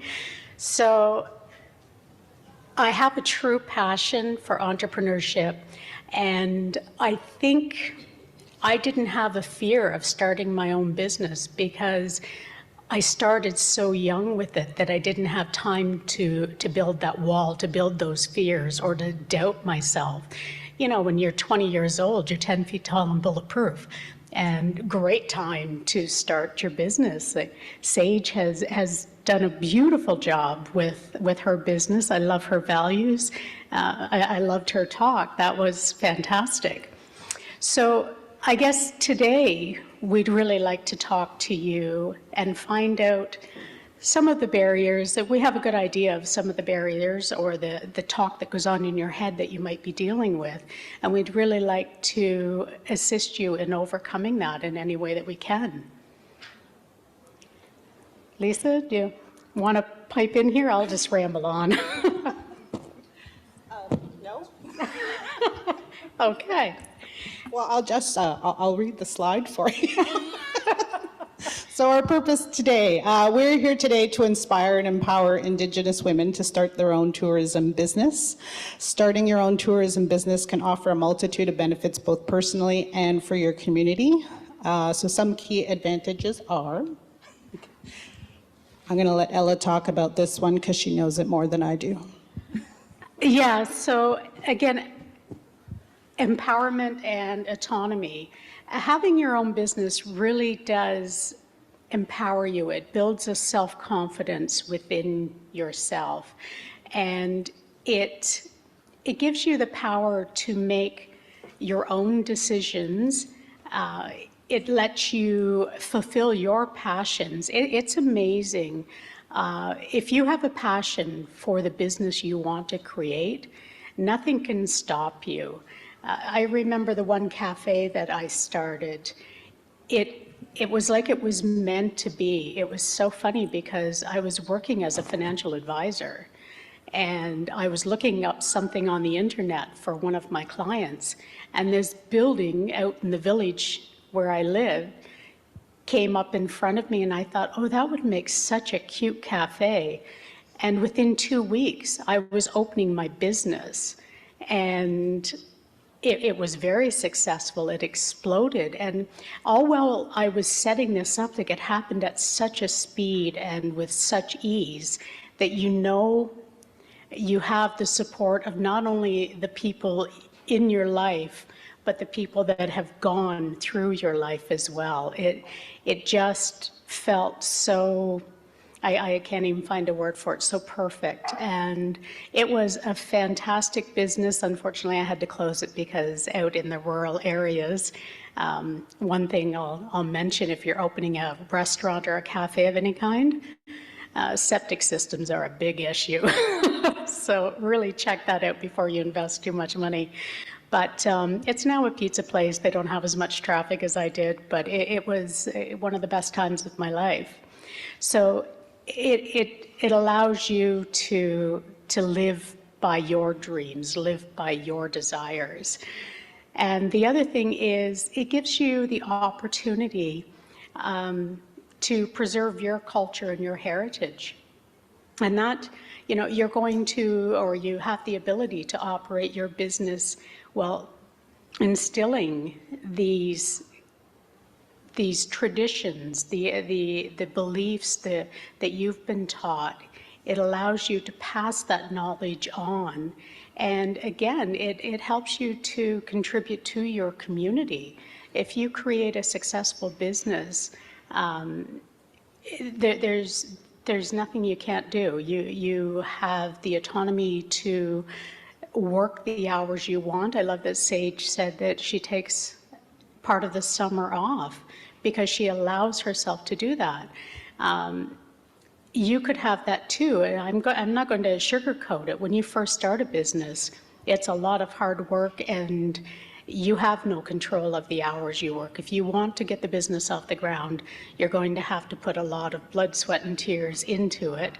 It can be very frustrating, but that's where I encourage you to reach out.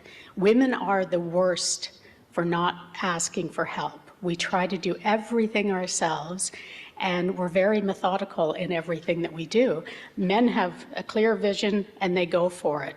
But we stop and consider everyone around us on our journey to where we're headed. And so ask for that help. If you have a family member, a friend, a neighbor, someone that can assist you in areas of your business, like the one lady mentioned earlier, she couldn't find someone with the accounting experience. If you happen to know someone, like put the feelers out there and say, hey, I'm trying to get this business off the ground. Is there anyone out there that would be willing to help me out until I can afford to pay someone to do this? And you will be surprised at the people that want to help you, that are out there and will step forward and give you that help. And also, just to touch on, I'm sorry, I don't know the lady's name that was speaking earlier about the lack of skilled help out there. It's planted the seed in my head that that's some training that we need to get together as organizations and get out there for people. And I've already started creating a project in my mind where we can deliver that kind of training because it really is needed.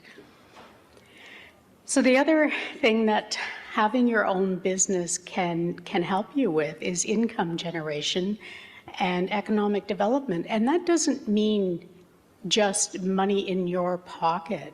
It means that you can create a company on your terms. What are the values you want within your organization? How do you want your staff treated? What benefits do you want for them? Because you're not just creating revenue for yourself. Hopefully you'll have employees and you're creating revenue for the people in your community as well. And again, community development, it's going to allow you the ability to have an impact on what happens in your community, whether that's through making donations to sports teams or youth in your community. It allows you to have a voice in the structure or the restructure of your community. And it gives you the ability to promote sustainable practices, and that's hugely important. As we know, Indigenous women are the stewards of the environment, and I'm not going down the road that the gentleman in the back did today, because I was going to ask him if he could feel all of the virtual knives being thrown at him. I was shocked at what was coming out of his mouth, but that's me. But it gives you that ability to focus on sustainable practices and to teach that, to pass that on to other generations that are following. And it's also going to give you the cultural exchange, I guess, and mutual understanding between your visitors.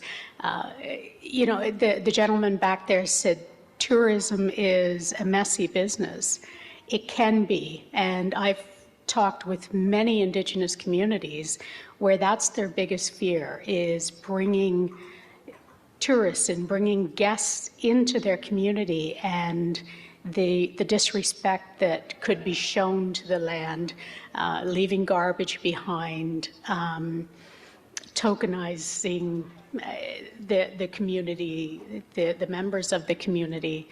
And the beauty of that is when you are the owner of that tourism business, you set those standards, you set the protocols, and teach your guests what is expected and why that is.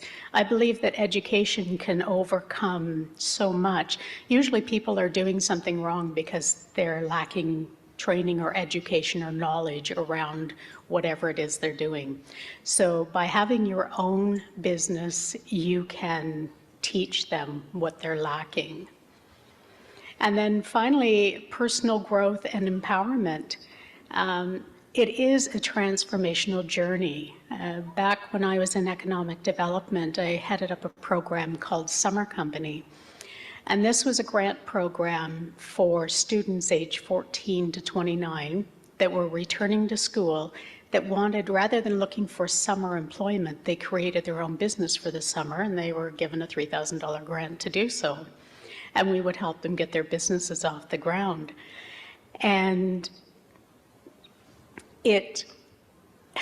through the summer, some of these kids were 14 years old, and they would come in and be your typical 14-year-old, really cocky and not listening to what you have to say or anything, and well, I'm not doing that, and why do I have to do that? And by the end of the summer, these kids had businesses off the ground. They grew so much over the summer. They became so respectful. They learned so much. Like, the skills that entrepreneurship provides you are endless. I'm nearing retirement, and still every day I learn something new, and in the strangest places. Like, I learned as much from the youth as they learned from me. So it's a great learning experience. It's a journey that I encourage anyone with an idea of a business to take on. So overall, starting a tourism business does offer a powerful opportunity to create that social, cultural, and economic impact. And the beauty of it is well, honoring your heritage. And not just for you, for your friends, your family, and more importantly, for future generations. So I'd like you to take a few minutes and think about what are some of your hobbies or your interests. And is that something you could turn into a business? Many people, we promote tourism businesses because that's the industry we're in, but many people don't realize, like the vendors next door here, they're part of the tourism industry because they are bringing people into their communities. A lot of people will say restaurants are not part of the tourism industry, but I disagree with that. I think anyone that provides food, especially in a cultural setting, is part of the tourism industry, because if you're bringing people into your community, one of the first things you need to think about is feeding them, accommodations. It goes on and on, attractions, experiences for them to do while they're in your community. And really think about, like, you may be trained as a guide. You may have a unique property that you could create your own experience on for anyone coming into your community. It could be like Lisa Marie here, we were talking yesterday, I'm encouraging her to start her own business because she's so talented with beading and sewing, and there's just so much she could be doing. And I'm an entrepreneur at heart, so I try to convince everyone to become an entrepreneur. But one of the big things I would like you to think about if you are considering becoming an entrepreneur, look at your community and think about that. If people started coming into our community, well, firstly, what would bring them into our community? And secondly, if they started, what's missing? What services or products should we have in place to make that a better experience for them, to bring more people into the community? And then really reflect on your strengths. Sarah Wolf speaking yesterday, I loved her talk. But the one thing that jumped out at me was all of the obstacles for not just women, but especially Indigenous women in entrepreneurship or trying to start a business.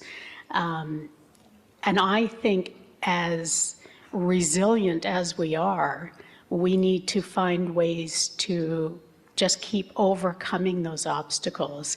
If you find you're getting denied for financing to start a business, or you didn't get approved for that grant, don't let that deter you. All that means is you need to reach out to someone like me, or one of the IBAs at Indigenous Tourism Ontario, and say, hey, I'm trying to get financing, or I'm trying to get this grant, but I really could use some help with whether it's your business plan, financial projection, whatever that is. I'll tell any of you in the room, I have done so many financial projections that I can sit down in less than an hour. I don't care what the business is, how big, how small. We can have you a financial projection in under an hour, and it's one you can take to the bank. Don't be afraid to ask for help. And women are terrible. We can do it all. We're Wonder Woman. But really, don't be afraid to reach out. It doesn't show a sign of weakness. It shows me that you're serious about your business and that you want to move forward. So never look at it as a weakness. And we're going to have Lisa Marie tell you some of her personal experiences here. I was dreading this slide. But I wanted to share I don't know if it was up there this morning, I can't remember, but for the past 2 mornings, there have been quotes that have been going on the slideshow. And one of them was from Virginia Rometty, which said, "I learned to always take on things I'd never done before. Growth and comfort do not coexist." And I just want to let you know right now that I'm kind of shaking because this is my first time speaking at a conference of this caliber. Thank you. As Ella had said, I do beadwork and I do sewing. I didn't do any of the pieces that I'm wearing today. I like to support other Indigenous women when I am on stage. So, but I do also powwow dance. So I have grown up in the powwow circle ever since I was a little girl, since I could walk. And I was born here in Toronto, so Toronto is my home. This is where I was raised, and we would travel to powwows in the area. My mom was involved in the theater here in Toronto, so I grew up under the stage, actually, because while she was on stage, I would be playing around under the stage. So I am used to performing. I went to a performing arts high school. That's what I wanted to do as a teenager, was be an actor or in production, film, whatnot. So I am very used to the stage, and I would do dance demonstrations. Actually, next Friday, I leave for Germany for 3.5 weeks to do dance performances, to share our culture and the jingle dress. So I'm used to being on a stage and speaking in that way about our Anishinaabe culture and about the jingle dress, so that's comfortable for me. But now it's just different. But so yeah, so when I was a teenager, I wanted to be in the theater arts world or in the film world. And when I was about 24, actually, when I was in my late teens, I started doing demonstrations, dance performances, being asked to go to places, dance at conferences or festivals. And then when I was in 24, I went to Germany for the very first time to share my culture and dance. And it was after that trip that I took a turn in where my career path was going, and I realized that I wanted to be involved in tourism and travel, because that's what my life had been all since I was growing up. Going to a powwow in a different region, or that's tourism right there. Going to a festival, going to a ceremony, you're stopping at restaurants and hotels and events and attractions along the way, but also when people come to your community. So I'm from Okomakong. Our cultural festival is every civic holiday weekend on Manitoulin. And so my family, from what we've learned traveling around, is that every time we went to another community, people would always invite us in. If we didn't have a place to stay, if we were camping, or if we were sleeping in the cart, they would invite us to stay in their home. They would offer us accommodations. They would feed us. And the way that we would say thank you to them is we might make them a jingle dress or teach them the story of the jingle dress. So there was always that cultural exchange. And so when people come to my community of Okomakong, our family always feasts the visitors that come. So there's always that giving back. And so in my later life, I realized that that's what I wanted to be a part of, that world, that sharing my culture, but also learning about other people's culture. So to me, that's what tourism, that's what travel means. So I went to school for tourism and travel. After graduation, or while I was in school, I started working with the Great Spirit Circle Trail on Manitoulin Island, and bringing tourists would come in, and we'd share with them about the island, what there is to see, what there is to experience, and sharing all of that, welcoming them to the island. After that, after I graduated, I kind of took a different route and went into the hospitality industry. So I worked 5 years with IHG Hotels at a Holiday Inn at the front desk. And then I went on to work with Hilton Hotels for 8 years. I actually just left Hilton in December when I took this internship. So I've always been at the front desk. I've always been that first face that you see when you walk into the hotel greeting you. So that hospitality side of who we are as First Nations people, welcoming people, that stuck with me. And then when this internship came up, then I was like, maybe it's my time to step back into that tourism side of the industry. And it's been a great learning environment. It took a lot for me to get to where I am today because as we've all talked about, COVID was a big hit for everybody. When I was working at Hilton Hotels, we had 2 properties side by side when the pandemic hit. We closed one hotel, laying off 100% in that of staff. And the property that I was at, they decided to keep open and leave 9 of us on. So I was one of the 9 that was kept on at that time. And at that time, I considered myself very lucky, but as the world changed, as the industry changed, things changed from hour to hour, day by day. I started developing anxiety, and it got really severe. After a certain time, my mental health went downhill very fast. And it wasn't until about a year later, the 1-year anniversary, that I realized what was happening to me. And then I started learning about it and started educating myself on mental health and what my triggers are, what my symptoms are. And now I can pinpoint what is triggering it, like having to do a speech in front of a lot of people. The last 2 weeks have been very, preparing myself for it. But I am healing, I am recovering. I know it's never gonna go away fully, but it was horrible, but I'm grateful for that time because it taught me a lot about myself. It's like I had to lose my sense of myself completely and rebuild myself to get to where I am today. And Ella didn't even think about it, the picture that she put on the slide with the little plant coming out of the cement. And when I saw that, I was like, that little plant is me.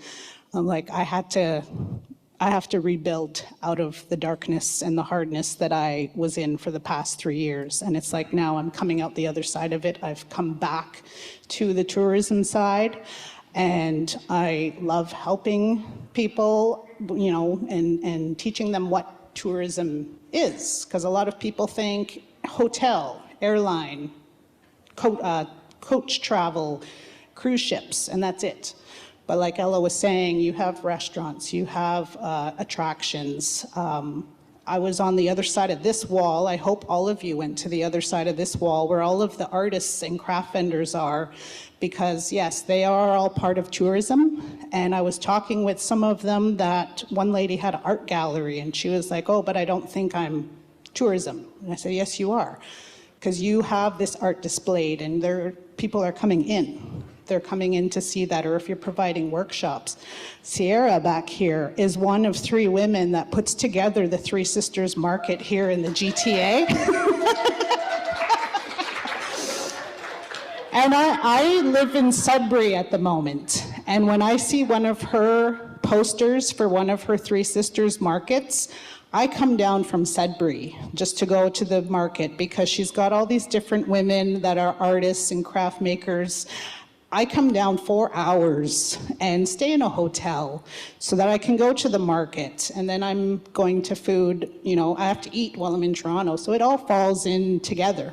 And, that's just another part of tourism that I love, is that either going to see it and to support those Indigenous entrepreneurs. That's why I love being in this industry, and I'm very happy that I got through this speech today.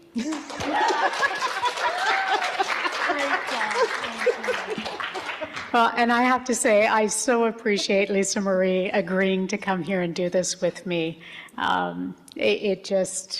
I enjoy traveling with her, I enjoy working with her, and she just brings so much light everywhere she goes. So thank you. She's very bright. In every sense. So I hope you've all taken a minute to think about your skills, your strengths. How could that be turned into a business within your community? And then I'd really like you to think about what would you need to start?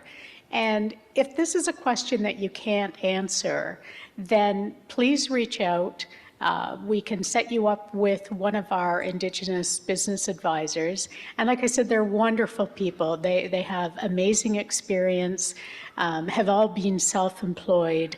And the beauty of it is with 5 of us is we're all special in our own areas. Like if you need accounting help, I'm happy to help you. If it's a website that you could use help with, I'd set you up with Scott. If it's promoting your business through social media or whatever ways you see fit, then I'd set you up with Ryan. If it's creating partnerships throughout the province and networking your business, I'd probably set you up with Jen. And they're all fantastic, lovely people to work with. And on that mention of networking, if you're thinking of starting a business or you already have a business, I encourage you to really network with other business owners in your community.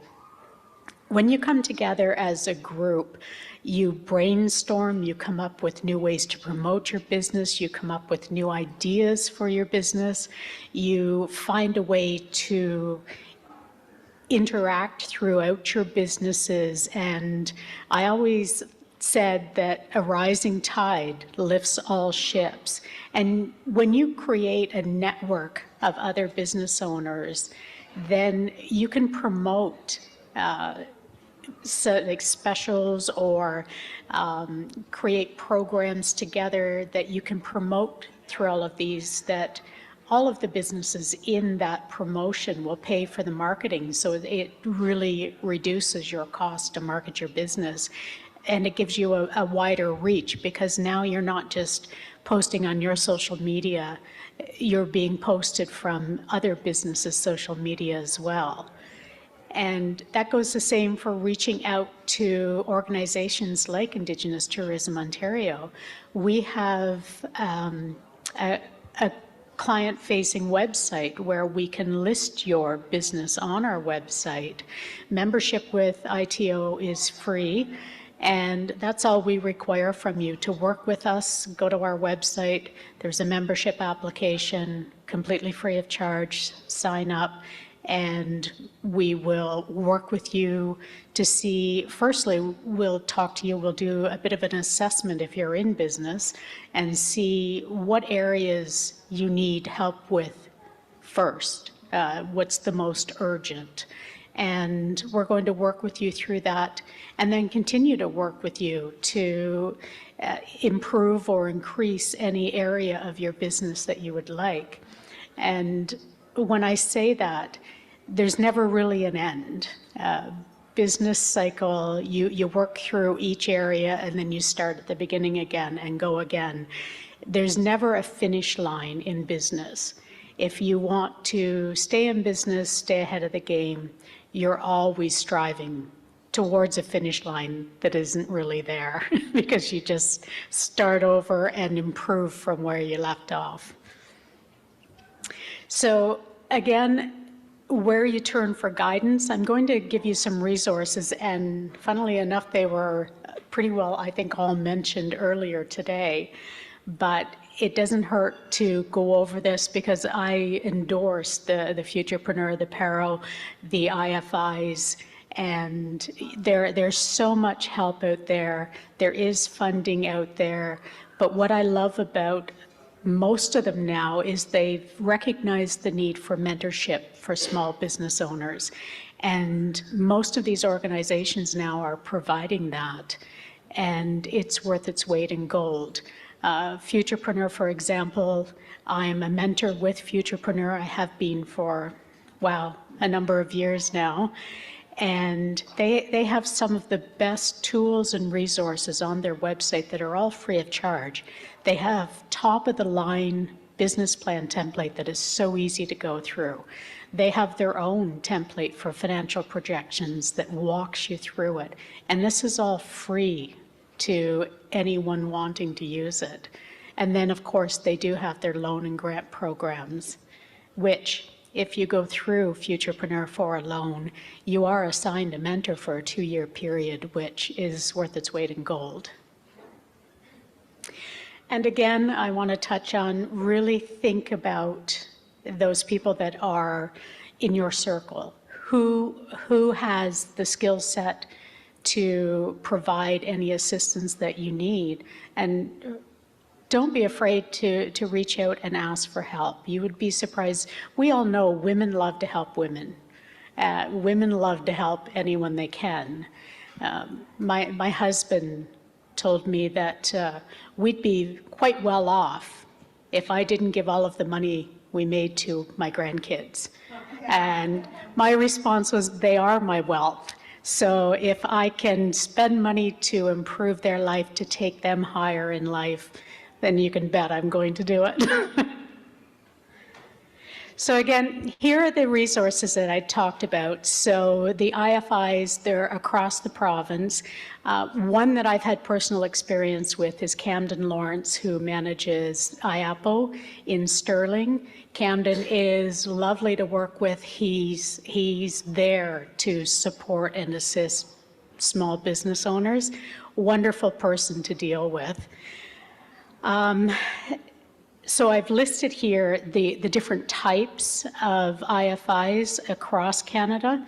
And then again, Futurepreneur, I've listed their website here. And one thing I will say with Futurepreneur, if you go there to use a template, in the right-hand corner, it's going to say register. And when you click on that, it's going to there's an area you can register just for their business plan writer. If you're not applying for a loan, just register for the business plan writer. It gives you free access. You can log in at any time then and work on your business plan.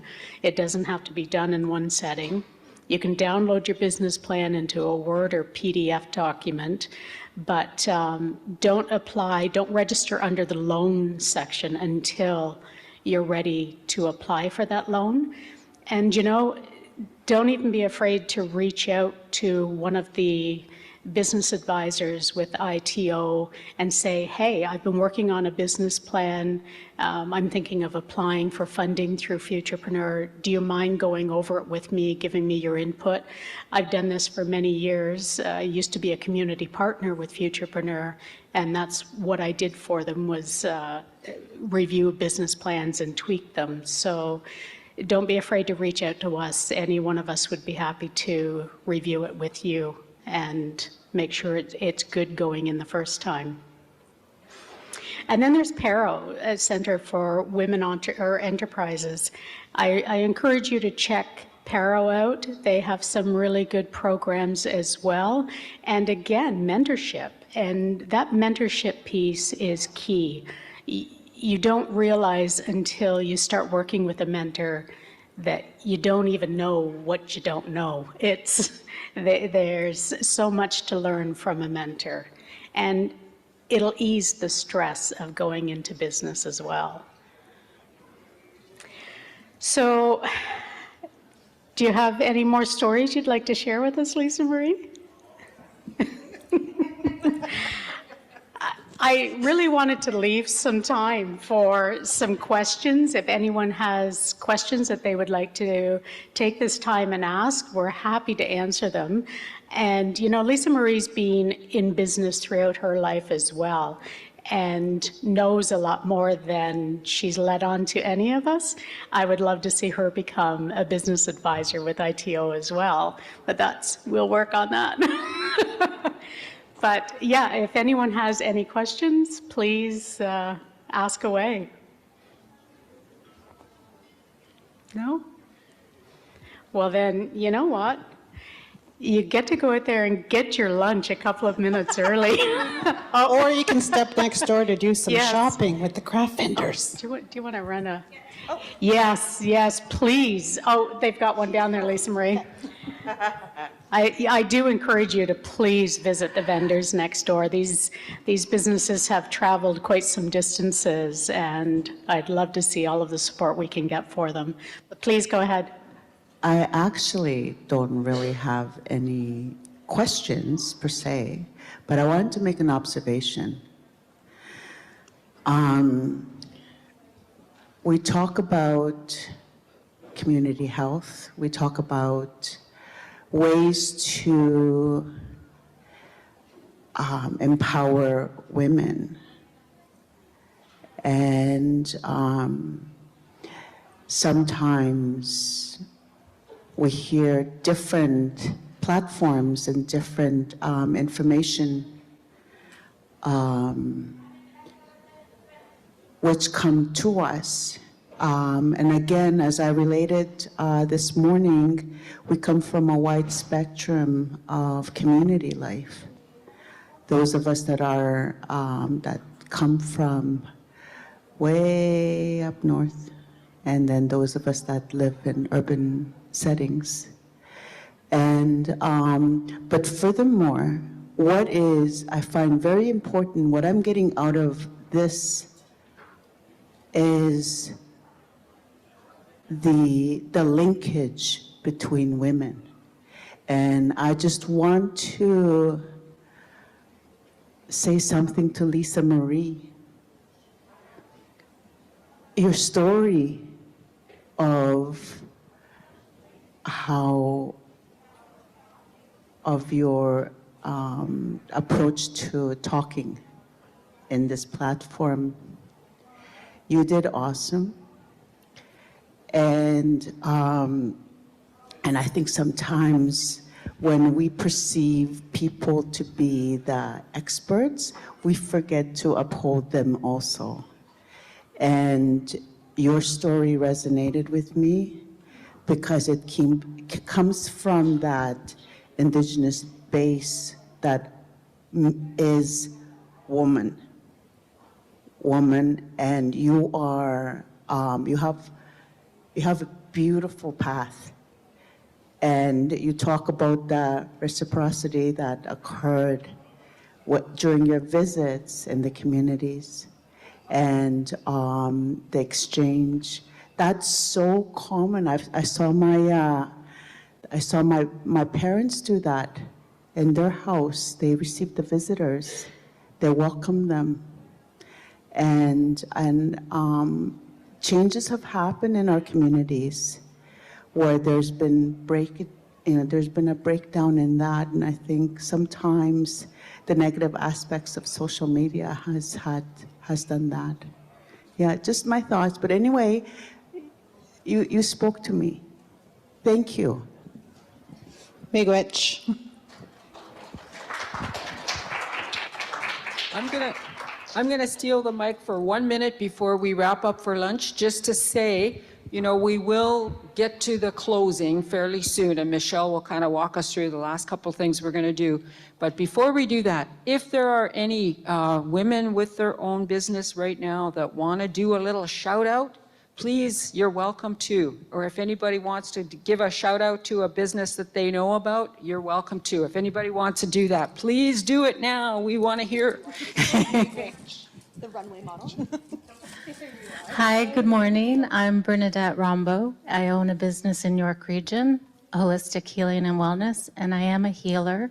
So I work in the whole GTA area and outside. I do teachings in schools. And I'm just here to be with everybody. It's amazing. Masi too.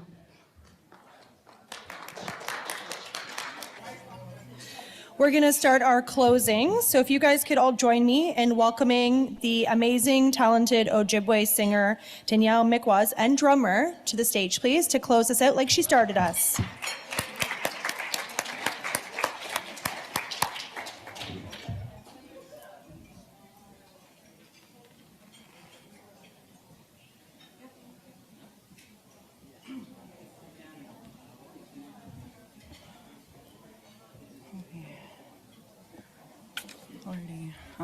Ani Makare Makwakwe Indishnakas, Toronto, Chiging, Wikwamakong Indujnaba, Megazedo Demnishna Bequendao.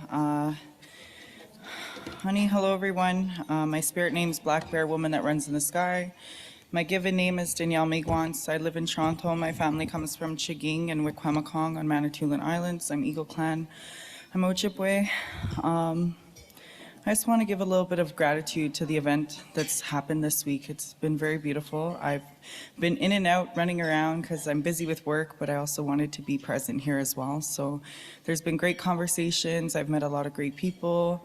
And it just shows, you know, how the strength that we carry as women for our communities, and we always have, and even within our traditional teachings. And some things have been misconstrued over the years, you know, with misogyny and learning how to heal as a nation.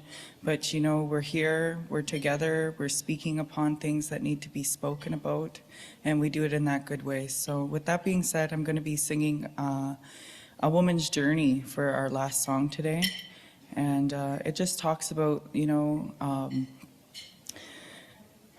how our journey can be soft and calm, and it can get rough and hard, and that we're always here to support each other and uplift each other. And so yeah, I'm going to sing that song to close these in a good way. Get you me gwetch. Oh, yeah.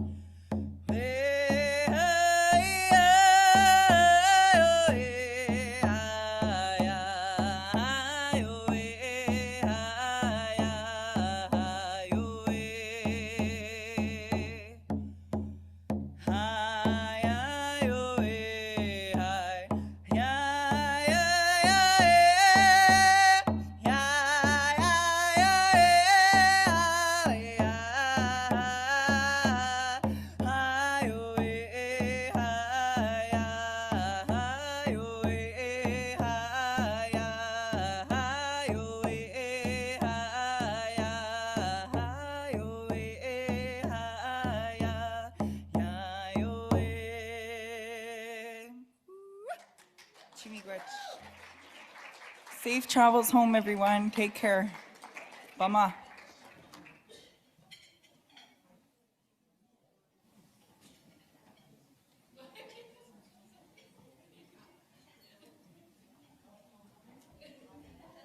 She is absolutely an incredible singer. And again, to end how we started, we're going to end on a prayer from the elder, Patricia Oakes from Mohawk Council of Akwesasne. So please join me in welcoming her to the stage.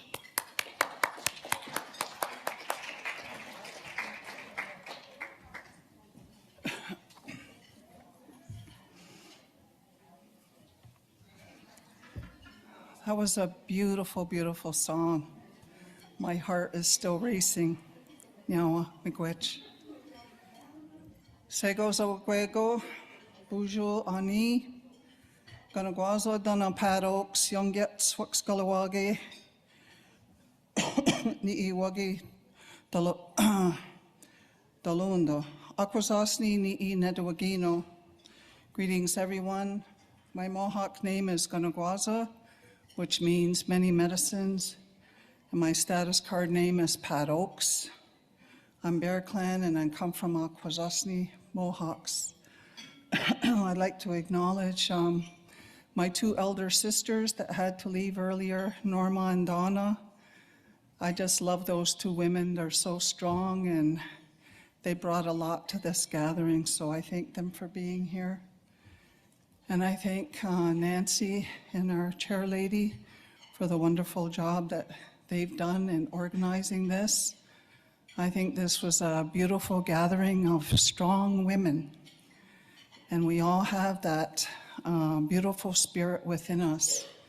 And I hope you all leave knowing that you can do whatever you choose to do. You know, there's really no barriers there other than the ones we make. And I had a number of different careers in my life, and I never let anything stand in my way. And I had a lot of success, and I was very fortunate. And, you know, I was once a high school dropout and managed to finish school and go all the way to university, so go figure. You know, and I come from a res community with lots of lateral violence and alcoholism and drug abuse, but you can make it out of that if you choose to. So we just have to, us women, we have to stick together and hold each other up, you know, bring each other up and support each other. So I'm very grateful to be here and to be part of this. So with every closing, with every opening, we have a closing, and I'll do a short Mohawk Thanksgiving address. Arahonda Kaliwatakwa. Ona nua, onua ne, ji tawade, nigula layale leti yatina staha, ohunja, ji ne teo kutka, wahage, ji nahodo, yonkyo hegwa, Yatsununya, G Sego, Yonkis Negi, G Niuchi Sagalia, Ioni Shahak Watago, Ne Gion Hunjade, Ne Yonkya Hawiza, Ne Unkwesua, Dana Galioda, Sona, G Nigalawes, Ohunjige, De Yonkwa. Tawali, Nagadi Anua we Yaliwaga Jine Tawatka we Ganu Watun Shila, Eto Nyontuhok ne Unkwa Nigunla. We are thankful to our Mother Earth, for she gives us all that we need in life. She supports us as we walk upon her. It gives us joy that she continues to care for us, as she has from the beginning of our time. To our mother, we send greetings and thanks. Now our minds are one. We say to. So in our closing, I would just like to say, Sankoyo Dizo, Gizi Menedu, Great Spirit. Nawagoa Chimigech, thank you very much for your help, care, wisdom, and guidance throughout this conference. We are sincerely grateful and humbled by your presence and being here with us. While we have been participating in this conference, we are sincerely grateful and thankful excuse me, for taking care of our families while we're away. We greatly appreciate everything you provide for us and never want to take anything for granted. We ask that you safely guide all these beautiful ladies and mothers and grandmas and dudas and great-grandmothers home safely that have traveled here, and to protect and keep safe here and their loved ones at home. Nyawa, miigwech, thank you. Peace, love, kindness, and wellness to each and every one of you. Nyawa koa.